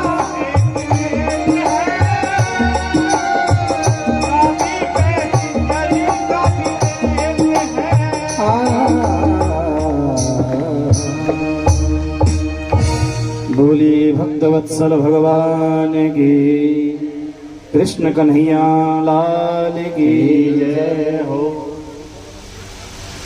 नंद बाबा ब्रजवासियों ने विचार किया कि आजकल ब्रज में उपद्रव बहुत होने लगे हैं, हमारे ब्रज पर संकट बहुत आ रहे हैं, ये जो गोकुल है ना हमारे रहने योग्य नहीं रहा है। इसलिए नंद बाबा ने उपनंद इत्यादि सारे ब्रजवासियों को बुलाया और कहा कि भैया अब ये गोकुल हमारे रहने लायक नहीं है, इसलिए ये स्थान छोड़ करके हमें अन्यत्र कहीं चलना चाहिए। ब्रजवासी कहने लगे बाबा भाई हमें दो वस्तु प्रमुख चाहिए, एक तो हरी हरी घास और दूसरा गौ माता के पीने के लिए जल। और इस समय दोनों वस्तु वृंदावन में उपलब्ध हैं। सुंदर यमुना जी का नीर भी है और सुंदर हरी हरी घास भी है। इसलिए हम सब अपना जो जरूरत का सामान वो गाड़ियों में भरकर इस जगह को छोड़कर वृंदावन चलते हैं और आज के बाद वृंदावन में ही वास करेंगे। अब तो सारे ब्रजवासियों ने अपने अपने जरूरत का सामान अपने अपनी गाड़ियों में रखा और वृंदावन की ओर प्रस्थान करने लगे हैं। आइए हम भी अपने मन को जरा थोड़ा सा वृंदावन की ओर ले चलते हैं, फिर कथा को आगे बढ़ाएंगे। श्री वृंदावन धाम अपारे, भजे जा राधे राधे।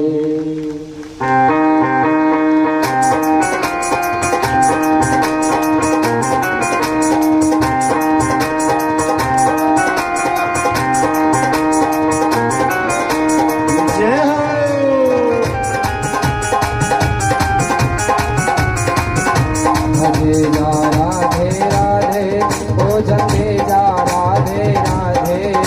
भजे जा राधे राधे, हो जपे जा राधे राधे। ओ भजे जा राधे राधे, ओ जपे जा राधे राधे। श्री वृंदावन वृंदावन धाम अपारी भजे जा राधे राधे।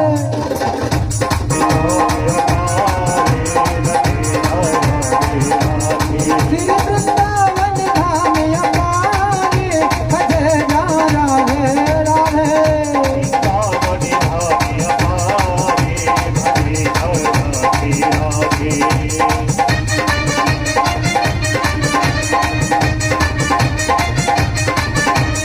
प्रेम से तालियों की सेवा करते हुए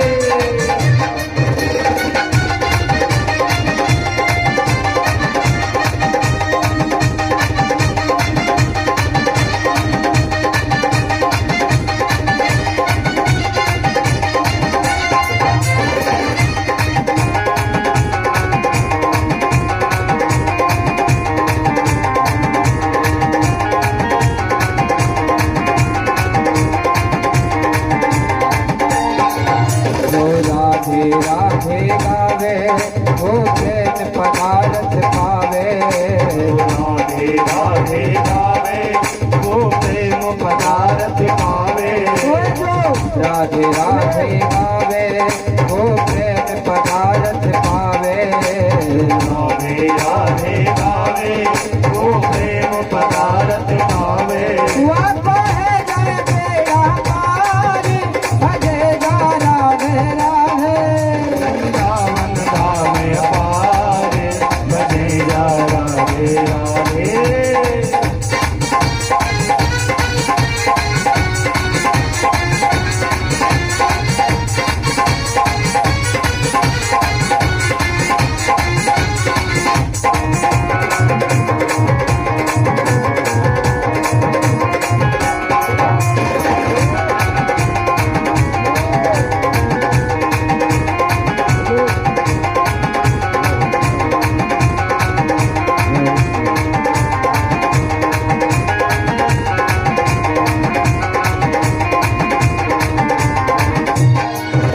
जो राधा जन्म न होतो रसराज बिचारो रहतो।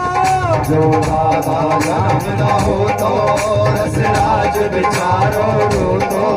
जो राधा जन्म न होतो रसराज बिचारो रहतो। जो राधा नाम न हो तो रसराज विचारो रोतो। हे ना हो तो कृष्ण अवतारी भजे जा राधे राधे। वृंदावन धाम अपारे भजे जा राधे राधे। राधे राधे। जय हो।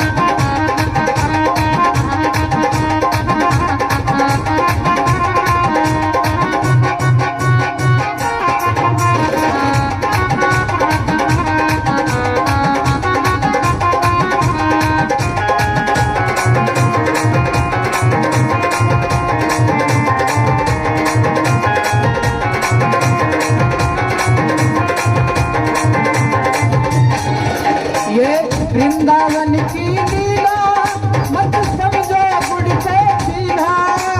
वृंदावन के लीला मत समझो गुड़ को चीला। ये वृंदावन की लीला मत समझो गुड़ को सीधा। ये वृंदावन के लीला मत समझो गुड़ को चीला। या मैं सुर नर मिल गए हारी भजे जा राधे राधे। वृंदावन धाम अपारी भजे जा राधे राधे। वृंदावन धाम अपारी भजे जा राधे राधे। वृंदावन धाम अपारे भजे जा राधे राधे।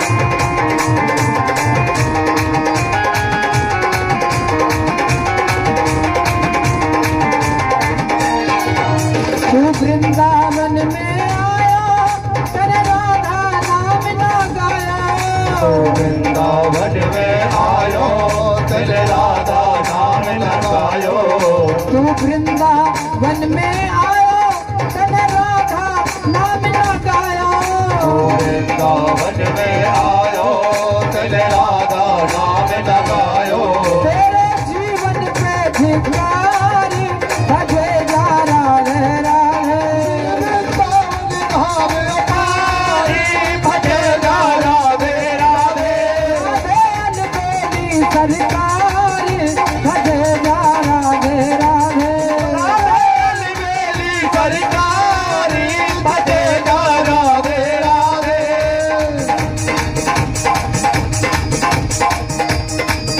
प्रेम से तालियों की सेवा करते हुए राधे राधे राधे राधे राधे राधे राधे राधे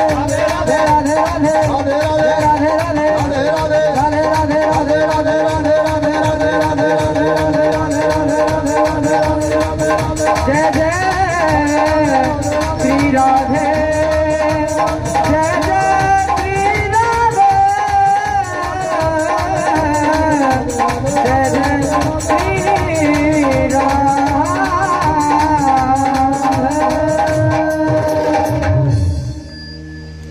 बोले वृंदावन धाम की जय, वृंदावन बिहारी लाल की जय, जय जय श्री राधे।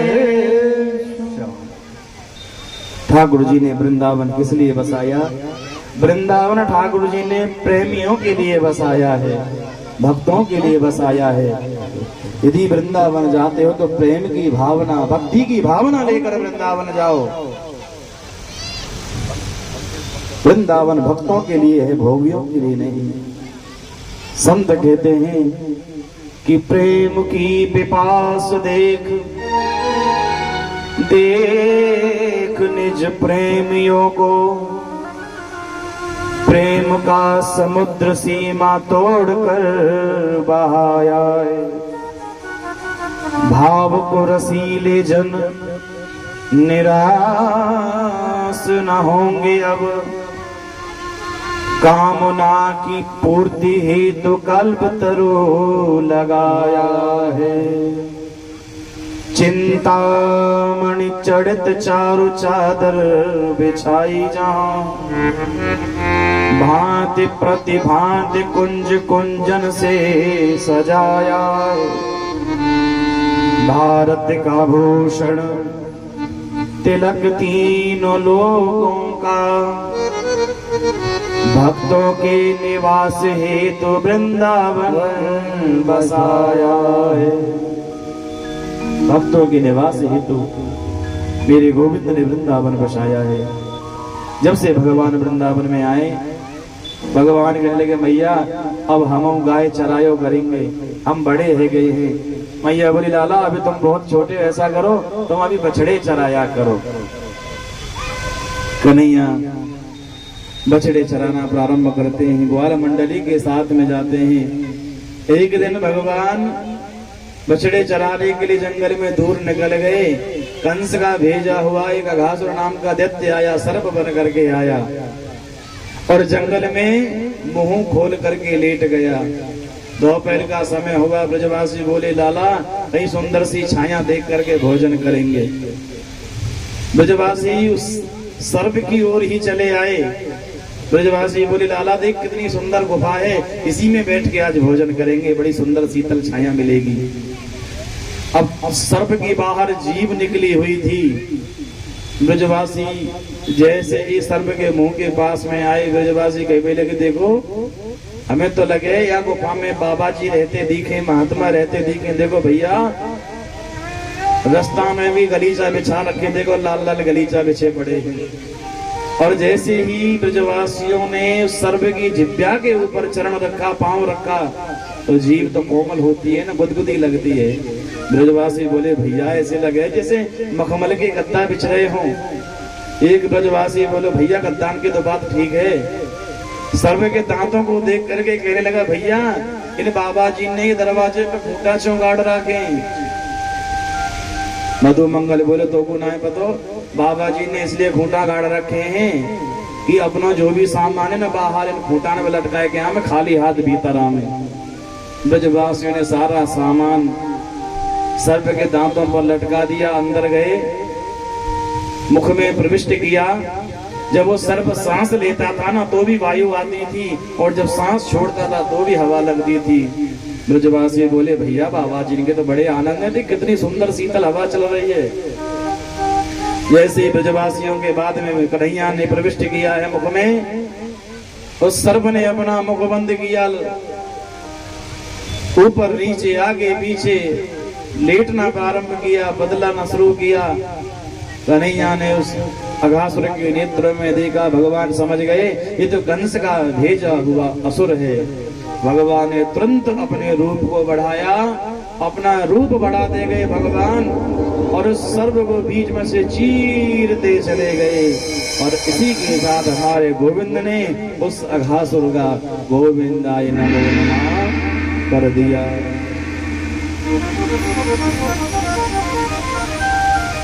एक दिन भगवान ने ब्रजवासियों से कहा, देखो ब्रजवासियों, कल वन भोजन है और सभी को अपने अपने घर से सुंदर सुंदर पदार्थ खाने के लिए बनवा करके लाने हैं, और यहाँ बैठकर हम सब मिल करके एक साथ भोजन करेंगे। भगवान ने मधुमंगल से भी कहा, देख मधुमंगल, तू रोज हमारे घर खाता है, कल अपने घर से कुछ लेकर के आना, हमारे घर का मत खाना। बोले ठीक है लाला, मैं कुछ लेके आऊंगा। सब ब्रजवासियों ने शाम को अपनी अपनी मैया से कहा, मैया कल वन भोजन है और कन्हैया ने कहा है कि अपने घर से सुंदर सुंदर भोज्य पदार्थ बनवा करके लाना। मैया कुछ ऐसो सुंदर सो बनइयो जो लाला को सबसे अधिक पसंद आवे। मैया बोली तुम चिंता मत करो। मधुमंगल ने अपनी माँ पूर्णिमा से कहा कि मैया लाला ने ताना भी मारा है कि तू रोज हमारे घर खाता है, कल अपने घर से कुछ बनवा करके लाना। तो मैया कुछ ऐसो बनइयो जो मेरी कन्हैया को सबसे अधिक पसंद आवे। पूर्णिमा तो रोने लगी, वो जानती है घर में तो एक अन्न का दाना भी नहीं है, क्या बनाऊं। लेकिन बेटे का मन रखने के लिए कह दिया, बेटा ऐसा बनाऊंगी कि तेरे कन्हैया को तेरा बना हुआ पदार्थ सबसे अधिक पसंद आएगा। मधुमंगल को पूर्णिमा ने सुला दिया, पर उनको रात्रि भर नींद नहीं आई। मन में सोचने लगे, हे विधाता, किसी को इतनी निर्धनता मत देना, इतनी गरीबी मत देना कि वो अपने बच्चों की इच्छाएं भी पूरी ना कर पाए, उनकी मनोकामना भी पूरी ना कर पाए। आज पूर्णिमा विधाता को दोष देने लगी, हे विधाता तू बड़ा निष्ठुर है, तेरे अंदर तो पत्थर का दिल है। यदि एक माँ का दिल तेरे अंदर होता ना तो तुझे पता चलता कि एक माँ के हृदय पर क्या गुजरती है, क्या बीतती है। जब बच्चे जिद करते हैं और घर में जब कुछ नहीं होता है ना, तो माँ बाप असहाय मजबूर बोल नहीं पाते हैं, बस यही बहाने बनाते हैं, बेटा अगले महीने जरूर कुछ लाएंगे। पर बच्चे को कौन समझाए, बच्चे की तो जिद होती है, उन्हें कौन समझाए कि घर में ऐसा कोई सामान या कोई शक्ति या धन नहीं है कि जिसके द्वारा उनकी इच्छाएं पूरी की जा सके। पूर्णिमा रात्रि भर रोती रही, सवेरा हुआ, घर में कुछ नहीं था, केवल 3 दिन की खट्टी बासी छाछ बची थी, मट्ठा। उसी मट्ठा में खट्टी छाछ में थोड़ा सा मीठा मिलाया और एक पुरानी सी मटकी में डाल करके ऊपर एक फटा सा कपड़ा लपेट दिया और मधुमंगल को सौंप दिया, ले बेटा इसमें ऐसा पदार्थ है जो तेरे कन्हैया को सबसे अधिक पसंद आएगा। मधुमंगल ने प्रसन्नता से वो मटकी अपने पेट से लगा ली, दोनों हाथों से पकड़ ली। सभी अपने अपने गाय बछड़े लेकर वन में आए। दोपहर का समय हुआ तो कन्हैया ने आवाज लगाई, भैया आ जाओ, वन भोजन का समय हो गया, सबको भोजन करना है। सारे ब्रजवासी समूह बना करके बैठ गए, सबके बीच में बैठे हैं कृष्ण कन्हैया। सबने अपना अपना भोजन निकाला और सब चाक चाक करके कन्हैया को दे रहे। देख लाला, मेरी माँ ने तेरे लिए दाल भात बनाया है, देख चाक करके देख कितना सुंदर है, खाकर देख। कोई कहता देख मेरी मैया ने लड्डू बनाए हैं, कोई कहता है मेरी मैया ने देख खीर बनाई है, कोई कहता है मेरी माँ ने देख कचौड़ी बनाई है, कोई कहता देख मेरी माँ ने मालपुआ बनाए हैं, कोई कहता देख मेरी माँ ने कढ़ी चावल बनाए हैं, कोई कहता देख मेरी माँ ने दही चूरा बनाया है, देख कितना सुंदर है। और कन्हैया सबके हाथ से थोड़ा थोड़ा लेकर के सबका झूठा खा रहे। मधु मंगल ने भी अपनी मटकी को खोल करके देखा और जैसे ही कपड़ा हटाया तो खट्टेपन की दुर्गंध आ रही थी। 3 दिन की खट्टी बासी छाछ है। मधु मंगल तुरंत उस मंडली में से खड़े हो गए।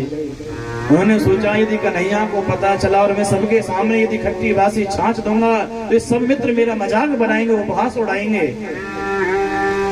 मधु मंगल वो मटकी लेकर कदम के वृक्ष की ओट में आ गया और खड़ा होकर के यही सोचने लगा कि मेरी माँ ने मेरे साथ में अविश्वास क्यों किया है, विश्वासघात क्यों किया, धोखा क्यों किया है, मुझे बताया क्यों नहीं कि इस मटकी में 3 दिन की बासी छाछ है, खट्टी छाछ है। पर अगले ही पल सोचा अरे मैं जानता तो हूं, मैं कोई बच्चा थोड़े ही हूं, हमारे घर में कुछ नहीं है, तभी तो मेरी मैया मुझे यशोदा मैया के घर भोजन करने के लिए भेजती है ताकि मैं भूखा ना रहूं।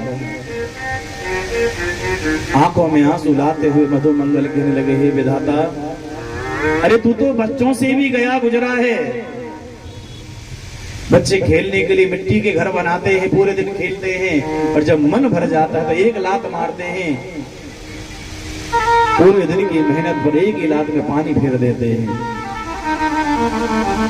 लेकिन वो बच्चे तो मिट्टी से खेलते हैं, लेकिन तुम तो हमारे हृदय से, हमारे जज्बातों से खेलते हो। कैसे मन को समझाएं। मधु मंगल रोने लगे। तभी कन्हैया ने देखा कि सारे ग्वाल वाले बैठे पर मधु मंगल यहाँ नहीं है। मधु मंगल कहाँ गया? भगवान उस ग्वाल मंडली में से उठे, मधु मंगल को ढूंढते हुए उसी कदम्ब के वृक्ष के पास में पहुंच गए कि जहां पर मधु मंगल छिपा हुआ था। भगवान ने दूर से सारा दृश्य देखा कि देख रहे कि मधु मंगल कर क्या रहा है। मधु मंगल ने उस मटकी में से एक छाछ का घूंट भरा और जैसे ही निगलने के लिए तैयार हुए इतने में भगवान आ खड़े हुए। कन्हैया ने कहा, चौरे मधु मंगल, तू अपने घर से क्या लाया है और घर से लाकर अकेला अकेला खा रहा है? बता, तेरे मुंह में क्या भरा है? मधु मंगल के मुख में छाछ है। मधु मंगल कुछ बोल नहीं पाया। मधु मंगल कहता हूं मेरे पास में कुछ नहीं है। कन्हैया बोले, झूठ बोलता है, यदि तेरे पास में कुछ नहीं, तेरे मुख में क्या है, तू बोल क्यों नहीं पा रहा है? मधु मंगल फिर सारा गर्दन हिलाता है, कुछ नहीं है। कन्हैया अपना मुख मधु मंगल के मुख के पास में लाते अपना मुंह खोलते हैं और मधु मंगल के दोनों गालों पर प्रेम से ऐसे गुलछा लगाते हैं। गाल दोनों फूले हुए थे, दोनों गुलछा लगे तो मधु मंगल के मुख से छाछ निकल करके गोविंद के मुख में आ गई। कन्हैया ने उस 3 दिन की खट्टी बासी छाछ का भोग लगाया और अपने मित्र मधु मंगल को हृदय से लगा करके कहा, हे मधु मंगल मित्र, मैं पदार्थ का भूखा नहीं हूं, मैं तो प्रेम का भूखा हूं, भाव का भूखा हूं। मित्र सच बताता हूं, मुझे मैया यशोदा की सौगंध है, अपने मैया की सौगंध खाकर बताता हूं कि जितना आनंद, जितना स्वाद तेरी इस छाछ में आया है ना, इतना स्वाद तो मुझे कभी 56 भोग में भी नहीं आता है। तेरी इस 3 दिन की खट्टी बासी छाछ के सामने तो 56 भोग भी फीके हैं। आज मधु मंगल भी रोने लगी, कहते हैं, कन्हैया भाई मित्र हो तो तेरे जैसा हो। मैं तो भगवान से यही प्रार्थना करूंगा कि भैया जन्म जन्म में मुझे तेरे जैसो ही मित्र मिले। लाला सच्ची बात बताऊं, तेरे जैसे मित्र के लिए यदि मेरे प्राण भी चले जाए ना तो भी कोई बड़ी बात ना है। उधर ब्रह्मा जी भगवान का दर्शन करने के लिए आते हैं, क्योंकि भगवान ने अघासुर का वध किया था ना इससे पहले। तो ब्रह्मा जी तो आचार विचार के देवता हैं। ब्रह्मा जी ने सारा दृश्य देखा, अरे ये कैसा भगवान जो सबका झूठा खाता है। ये तो भगवान नहीं हो सकता। आज ब्रह्मा जी भगवान की परीक्षा लेना चाहते हैं, तो ब्रह्मा जी ने क्या किया, जितने वो ग्वाल बाल बैठे थे ना उन सबका हरण करके ले गए, गाय बछड़ों का हरण करके ले गए। भगवान ने मधुमंगल से कहा, मधुमंगल आ जाओ, मैं गायों को देख करके आता हूं, तुम मंडली में, मित्र मंडली में पहुंचो। भगवान गाय देखने के लिए, तो गाय भी गायब, बछड़ी भी गायब। भगवान लौट के जहां मित्र बैठे थे उस जगह पर आए, तो वहां करके देखा कि सारे ग्वाल बाल भी गायब और मधुमंगल भी गायब। भगवान ने विचार किया, भाई सारे कहाँ गए। भगवान ने आंखें बंद करी, भगवान सब समझ गए, ओ ये तो ब्रह्मा जी का कमाल है, ये सारी लीला ब्रह्मा जी की है। तो भगवान ने विचार किया कि इनको अब इन्हीं की भाषा में उत्तर देते हैं। तो भगवान ने अपने आप से इतने ही ग्वाल बाल, उतने ही गाय बछड़े प्रकट कर दिए। और भगवान ने कितने दिन के लिए, 1 साल के लिए। और जब से भगवान गाय बछड़े ग्वाल बाल बने, तब से गाय अपने बछड़ों पर अधिक प्रेम करने लगी, माताएं अपने पुत्रों पर अधिक प्रेम लुटाने लगी, क्योंकि अब तो भगवान सबके घर जाने लगे थे उनके पुत्र बन करके। 1 साल बाद ब्रह्मा जी के मन में विचार आया कि चलो चल करके देखते हैं ब्रज में क्या हो रहा है। ब्रह्मा जी ने आकर ब्रज में देखा, तो जितने ग्वाल बाल ब्रह्मलोक में छोड़ करके आए थे, उतने ग्वाल बाल ब्रज में। ब्रह्मा जी के तो सिर में दर्द हो गया। ब्रह्मा जी ने दौड़ लगाई, भैया मैं तो अभी ब्रह्मलोक में छोड़ करके आई, यहाँ कैसे आ गए। और जैसे ही ब्रह्मा जी ब्रह्मलोक की ओर वापस जाने लगे, तो भगवान ने भी अपनी लीला दिखानी शुरू कर दी। और हमारे कन्हैया ब्रह्मा जी से पहले ही ब्रह्मा बन करके पहुंच गए ब्रह्मलोक। और द्वारपालों से कह दिया, देखो आजकल बहुरूपिया बहुत घूमते हैं, हम अंदर विश्राम कर रहे, किसी को अंदर मत आने देना। भगवान तो यह कहकर भीतर चले गए। चिंता के मारे जल्दी जल्दी दौड़े दौड़े ब्रह्मा जी आए, और ब्रह्मा जी ऐसे अंदर प्रवेश करने लगे, द्वारपालों ने रोक लिया, कहाँ जा रहे हो। ब्रह्मा जी बोले, हमें नहीं पहचाना, अरे हम ब्रह्मा। द्वारपाल बोले, सब पता है, तुम्हारी तरह के ब्रह्मा बहुत घूमते हैं, प्रेम से जाओगे धक्के मार के बाहर निकालें। ब्रह्मा जी बोले, मुझे नहीं जानते, मैं सच में ब्रह्मा। द्वारपाल बोले, हमें पता है, हमारे ब्रह्मा जी तो पहले से ही अंदर हैं, और उन्होंने हमसे पहले ही बता दिया था कि बहुरूपिया बहुत घूमते हैं। अब प्रेम से जाते हो धक्का मार के निकालें। अब तो ब्रह्मा जी और भी चिंता में पड़ गई। ब्रह्मा जी ने आंखें बंद करी, भीतर का दृश्य देखा, तो भीतर तो ठाकुर जी ब्रह्मा जी के स्थान पर आराम से लेटे हुए हैं। भगवान बोले, क्यों ब्रह्मा जी, कैसी लगी बात। अरे आपने हमारे ग्वाल बाल हमसे छीने, और हमने तुम्हारी गद्दी ही तुमसे छीन ली। ब्रह्मा जी बोले, प्रभु गलती हो गई, अब खाई सो खाई, और आगे खाई सो राम दोहाई, अब आगे ऐसा नहीं होगा, क्षमा कर दीजिए। भगवान तुरंत ग्वाल बालों को लेकर पुनः ब्रज में आए। पीछे पीछे ब्रह्मा जी आए। ब्रह्मा जी ने भगवान की सुंदर स्तुति की। ब्रह्मा जी कहते हैं, प्रभु मुझसे बड़ा भारी अपराध हो गया है, और आप ब्रजवासियों के हमेशा ऋणी रहोगे, उनके कर्जदार रहोगे, कभी उनके कर्जे से आप ऋण नहीं हो सकते हैं। भगवान बोले, क्यों नहीं कहूंगा, अरे उन सबको मैं वैकुंठ पहुंचा दूंगा। ब्रह्मा जी बोले, कौन सी बड़ी बात है, जितने भी राक्षसों को मार रहे हो सब वैकुंठ ही तो जा रहे हैं, भाई इनके लिए आप और क्या कर सकते हो। भगवान बोले, मैं इन्हें अपना मित्र बनाऊंगा, अपने गोलोक धाम में पास रखूंगा। ब्रह्मा जी बोले, फिर भी आप पूर्ण नहीं होगे। ब्रह्मा जी बोले, प्रभु वो दृश्य में कैसे भूल जाऊं, वो ब्रजबालाएं आपका दर्शन करने के लिए कोई ना कोई बहाना बना करके आती हैं। एक दिन गोपी भगवान का दर्शन करने के लिए आई। दर्शन का तो एक बहाना था, मन में सोचने लगी, दर्शन एक बार तो हो गया, बार बार कैसे दर्शन हो। उसने एक योजना बनाई। मैया यशोदा से कहा, मैया हमको थोड़ा सा गोबर चाहिए। मैया बोली, तो पूछ क्यों रही है, अरे गौशाला में बहुत सारा गोबर पड़ा, जितना चाहिए ले जाओ। अब गोपी गौशाला में गई, पीछे पीछे कन्हैया जी पहुंच गए, कितना ले रही है, क्यों ले रही है, कैसे ले रही है। अब वो गोपी कन्हैया को देख रही है, और देखते देखते बहुत सारा गोबर टोकरी में भर लिया। कन्हैया से बोले लाला थोड़ा सा सहारा लगा दे, हमको गोबर उठवा दे। भगवान बोले तेरे बाप के नौकर हैं क्या, हम फ्री में तो किसी का काम करते नहीं है। गोपी बोली देखो तुम लोग को उछवा दे हो और इसके बदले में मैं आपको माखन का एक लौंदा दूंगी। भगवान बोले बात तो ठीक है। जैसे ही भगवान ने उस गोबर की टोकरी को उठाया है तो आज जीवन में पहली बार उस गोपी ने भगवान को इतने समीप से देखा है। उसे बहुत अच्छा लगा, दौड़ी दौड़ी गई, टोकरी खाली की, फिर दोबारा आई, मैया से पूछने लगी मैया एक टोकरी और चाहिए। मैया कहने लगी बाबरी बार बार मत पूछे, वो जितना चाहिए तो अपने आप ले जा। अब तो कन्हैया जी फिर गौशाला में पहुंच गए। अब उस गोपी ने फिर से टोकरी में ज्यादा गोबर भर लिया। बोली लाला हाथ लगाओ। कन्हैया बोले नहीं, हम तुम्हें गोबर नहीं उठवाएंगे। गोपी बोली देखो आप गोबर उठवाओ, जितनी बार मैं आऊंगी ना उतने ही आपको माखन के लौंदा दूंगी।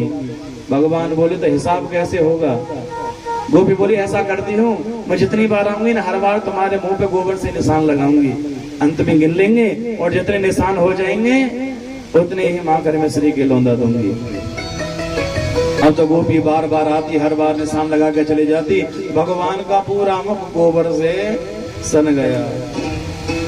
भगवान दौड़े दौड़े मैया के पास में आए। मैया बोले चोरे लाला तेने कहा गोबर गणेश बना रहा क्यों है, ला तेरा मुंह धो दूं, तेरा मुख पहुंच दूं। और जैसे मैया मुंह धोने लगी कन्हैया बोले मैया रुक रुक रुक मैया रुक।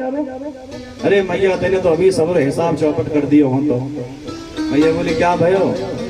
अरे मैया वो गोपी जो आई थी ना वो बार बार आई, मेरे मुख पर निशान लगा दी कि मैया ने गिन के बता जितने मेरे चेहरे पर निशान है ना इतनी माखन के मुंह को लौंदा मिलेंगे।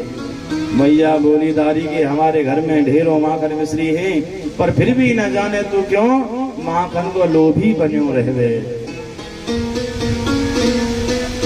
ब्रह्मा जी बोले बताओ आप कैसे इनसे उड़न है जाओगे, आप कभी उड़ नहीं हो सकते। ब्रह्मा जी भी स्तुति करके चले गए, पर भगवान फिर भी ब्रह्मा जी से ज्यादा नहीं बोले। एक दिन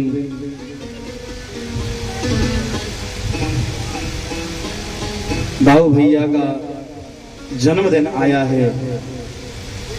दाऊ भैया का जन्मोत्सव मस्त मना रहे हैं और कन्हैया मित्र मंडली को लेकर के काली देह पर आए हैं गेंद से खेलने के लिए। भगवान गेंद बल्ला खेलने लगे और गेंद श्री दामा की है। श्री दामा ने कहा कि वो भैया खेलेंगे तो सही, पर जिससे गेंद खो जाएगी उसे मेरी गेंद वापस ला करके देनी होगी। कन्हैया बोले चिंता मत करो हम ला करके देंगे। अब तो खेल प्रारंभ हो गया और सबसे पहले भगवान ने गेंद में ऐसा टोल मारा और एक ही टोल में गेंद यमुना जी के काली हृदय में जाकर के गिरी, जहां काली नाग रहता था। अब तो श्री दामा कहने लगा भैया कन्हैया तुमने मेरी मित्र मेरी गेंद मित्र तुमने यमुना जी के हृदय में काली देह में डाली है, इसलिए तुम ही मेरी गेंद ला करके मुझे वापस दो।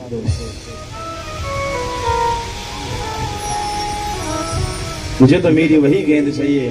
कन्हैया कहने लगे श्री दामा मैं तुम्हें दूसरी गेंद ला करके दे दूंगा। बोले नहीं मुझे तो वही अपनी पुरानी गेंद चाहिए। श्री दामा ने जिद पकड़ ली। कन्हैया वहीं पर एक कदम का वृक्ष था उस पर चढ़े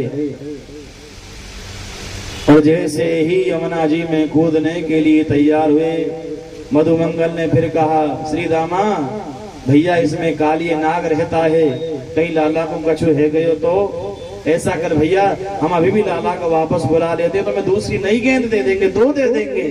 बस श्री दामा भी जिद पर अड़ा हुआ था। श्री दामा ने कहा नहीं मुझे तो वही गेंद चाहिए। और कन्हैया ने जैसे ही यमुना जी के हृदय में छलांग लगाई, काली नाग के पास में जैसे ही कन्हैया पहुंचे तो उस समय काली सो रहा था। उसकी पत्नी कन्हैया के रूप को देख करके मोहित हो जाती हैं और कन्हैया से कहने लगी लाला तुम बड़े सुंदर हो, बड़े छोटे हो, ऐसा करो तुम अभी भी वापस लौट जाओ, इस गेंद के चक्कर में मत पड़ो। यदि हमारे स्वामी जाग गए तो तुम्हें मार डालेंगे, तुम्हारी मृत्यु कर देंगे। कन्हैया कहने लगे,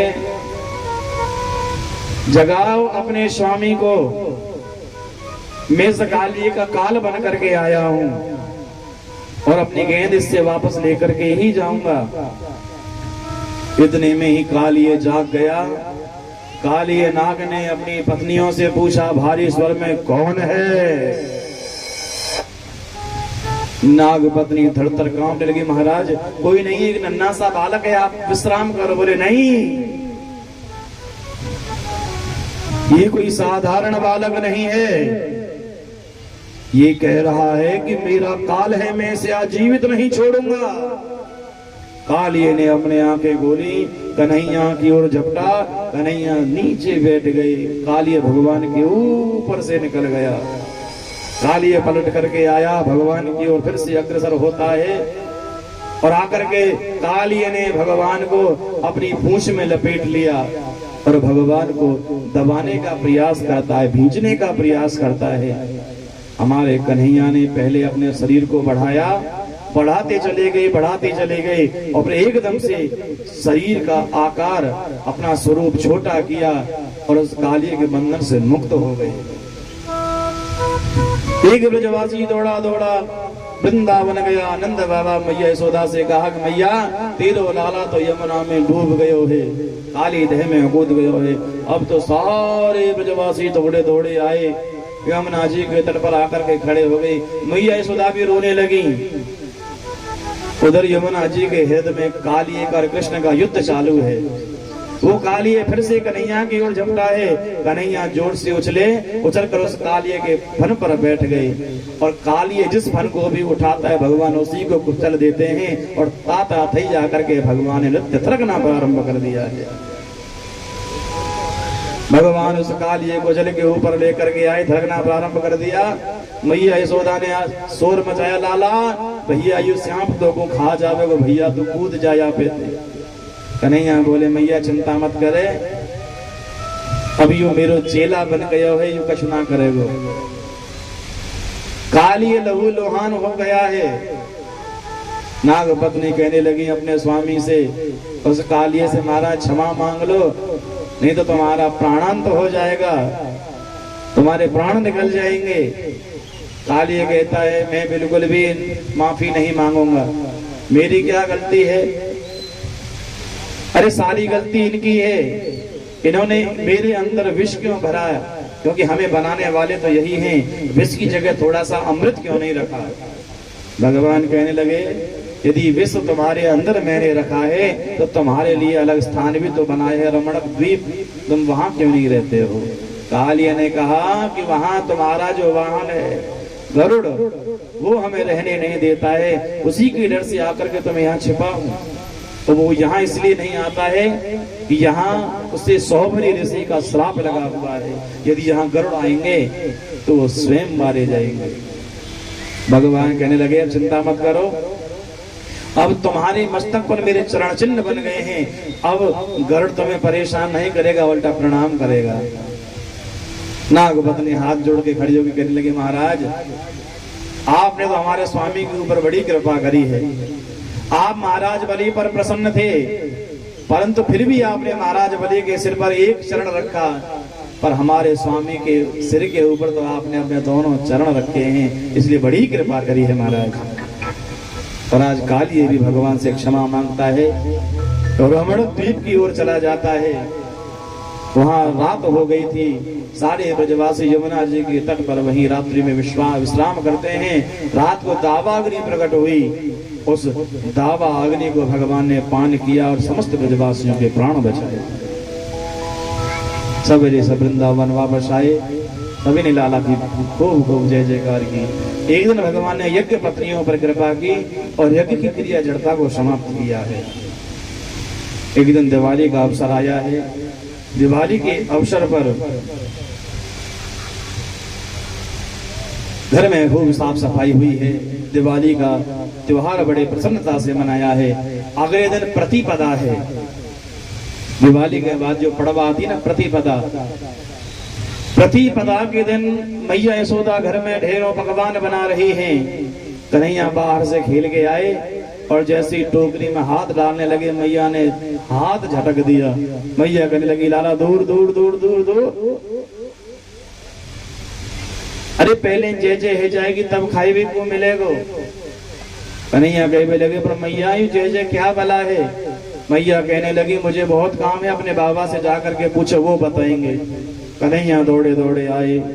नंद बाबा उपनंद इत्यादि बहुत से ग्वाल बाल बैठे हुए थे। कन्हैया कहने लगे बाबा बाबा मैया घर में ढेरों पकवान बना रही है पर खाने के लिए भी नहीं दे रही है। बाबा ये बताओ नहीं जे क्या भला है जी, जे क्या भला है। नंद बाबा बोले लाला दिवाली के बाद प्रतिपदा को हम प्रति वर्ष हर वर्ष इंद्र की पूजा किया करते हैं और इंद्र जब प्रसन्न हो जाते हैं तो जल बरसाते हैं। जब जल बरसता है तो जल की कृपा से इंद्रदेव की कृपा से सुंदर हरी घास होती है। गौ माता उस हरी घास को खाकर ढेरों मनन दूध देती है। लाला यही तो हमारा मुख्य कार्य है। कन्हैया बोले बाबा एक बात बताओ, जो इंद्र की पूजा नहीं करते क्या उनके घर में खेत में जल नहीं बरसता है? नंद बाबा बोले लाला तू कहो क्या चाह रहे हो है, तुम कहना क्या चाहते हो बताओ। कन्हैया कहने लगे बाबा मैंने भी बड़े बड़े महात्मान को संग करो है, सब एक ही बात कहा करते हैं। सबको यही कहना है कि परमात्मा तो भंडारी की तरह है। भंडारी समझते हैं ना, जो भोजन बनाता है, आपकी भाषा में हलवाई रसोईया। भगवान तो भंडारी की तरह है। आप जैसा भंडारी को सामान दोगे वैसा वो भोजन बनाएगा। आप भंडारी को ले दो कछुना और भंडारी से कहो भैया सुंदर से मालपुआ बना चकाचक, लेनो देनो कछुना, कोई बेचारों के हाड़नते बना में को। उसी प्रकार परमात्मा भी जीव जैसा कर्म करता है वैसा ही फल देते हैं। कर्मणा जायते जंतु कर्मणे विलीयते सुखम दुखम भयम क्षेमम कर्मणि वाभिपद्यते। जीव जैसा कर्म करता है उसके अनुसार उसे वैसा ही फल मिलता है। बाबा अब अरे हमारे प्रत्यक्ष देवता है ये गौ माता, ये यमुना महारानी और ये गिरिराज महाराज। बाबा आज तक आपने इंद्र का दर्शन किया है? ब्रजवासी बोले नहीं किया। नंद बाबा बोले लाला नहीं किया। तो बाबा हमारा तो प्रत्यक्ष देवता है जो सबको दर्शन देवे गिरिराज महाराज। आज के बाद तुम सब गिरिराज को पूजन करो। नंद बाबा कहने लगे पर लाला तेरे या भगवान को पूजवे खातिर क्या क्या चाहिए? बोले कछुना चाहिए, ये खाई पीवे को बड़ो शौकीन है इसलिए 56 भोग बनाओ। अब तो ब्रजवासी 56 भोग बनाने लग गए। अब तो सवेरे से सबके कढ़ाई चलनी प्रारंभ हो गई। 56 भोग बनाए सबने, सुंदर सुंदर पदार्थ बनाए हैं। खीर बनाई, चूरमा बनायो, लड्डू बनाए, दाल चूरमा बनायो, पूड़ी बनाई, कचौड़ी बनाई, नमकीन बनाई, बर्फी बनाई, कलाकंद बनाई, रबड़ी बनाई, रसगुल्ले बनाए, पेड़े बनाए, अनेकों पकवान बनाए डाले महाराज। जब 56 भोग बन करके तैयार हो गए, कन्हैया बोले ब्रजवासियों अपनी अपनी गाड़ी में सब सामान रखो और चलो गिरिराज महाराज की ओर। सब गिरिराज महाराज के पास में पहुंच गए। कन्हैया बोले पहले भगवान से प्रार्थना करो और सभी मिल करके प्रार्थना करने लगे हैं। श्री राधे।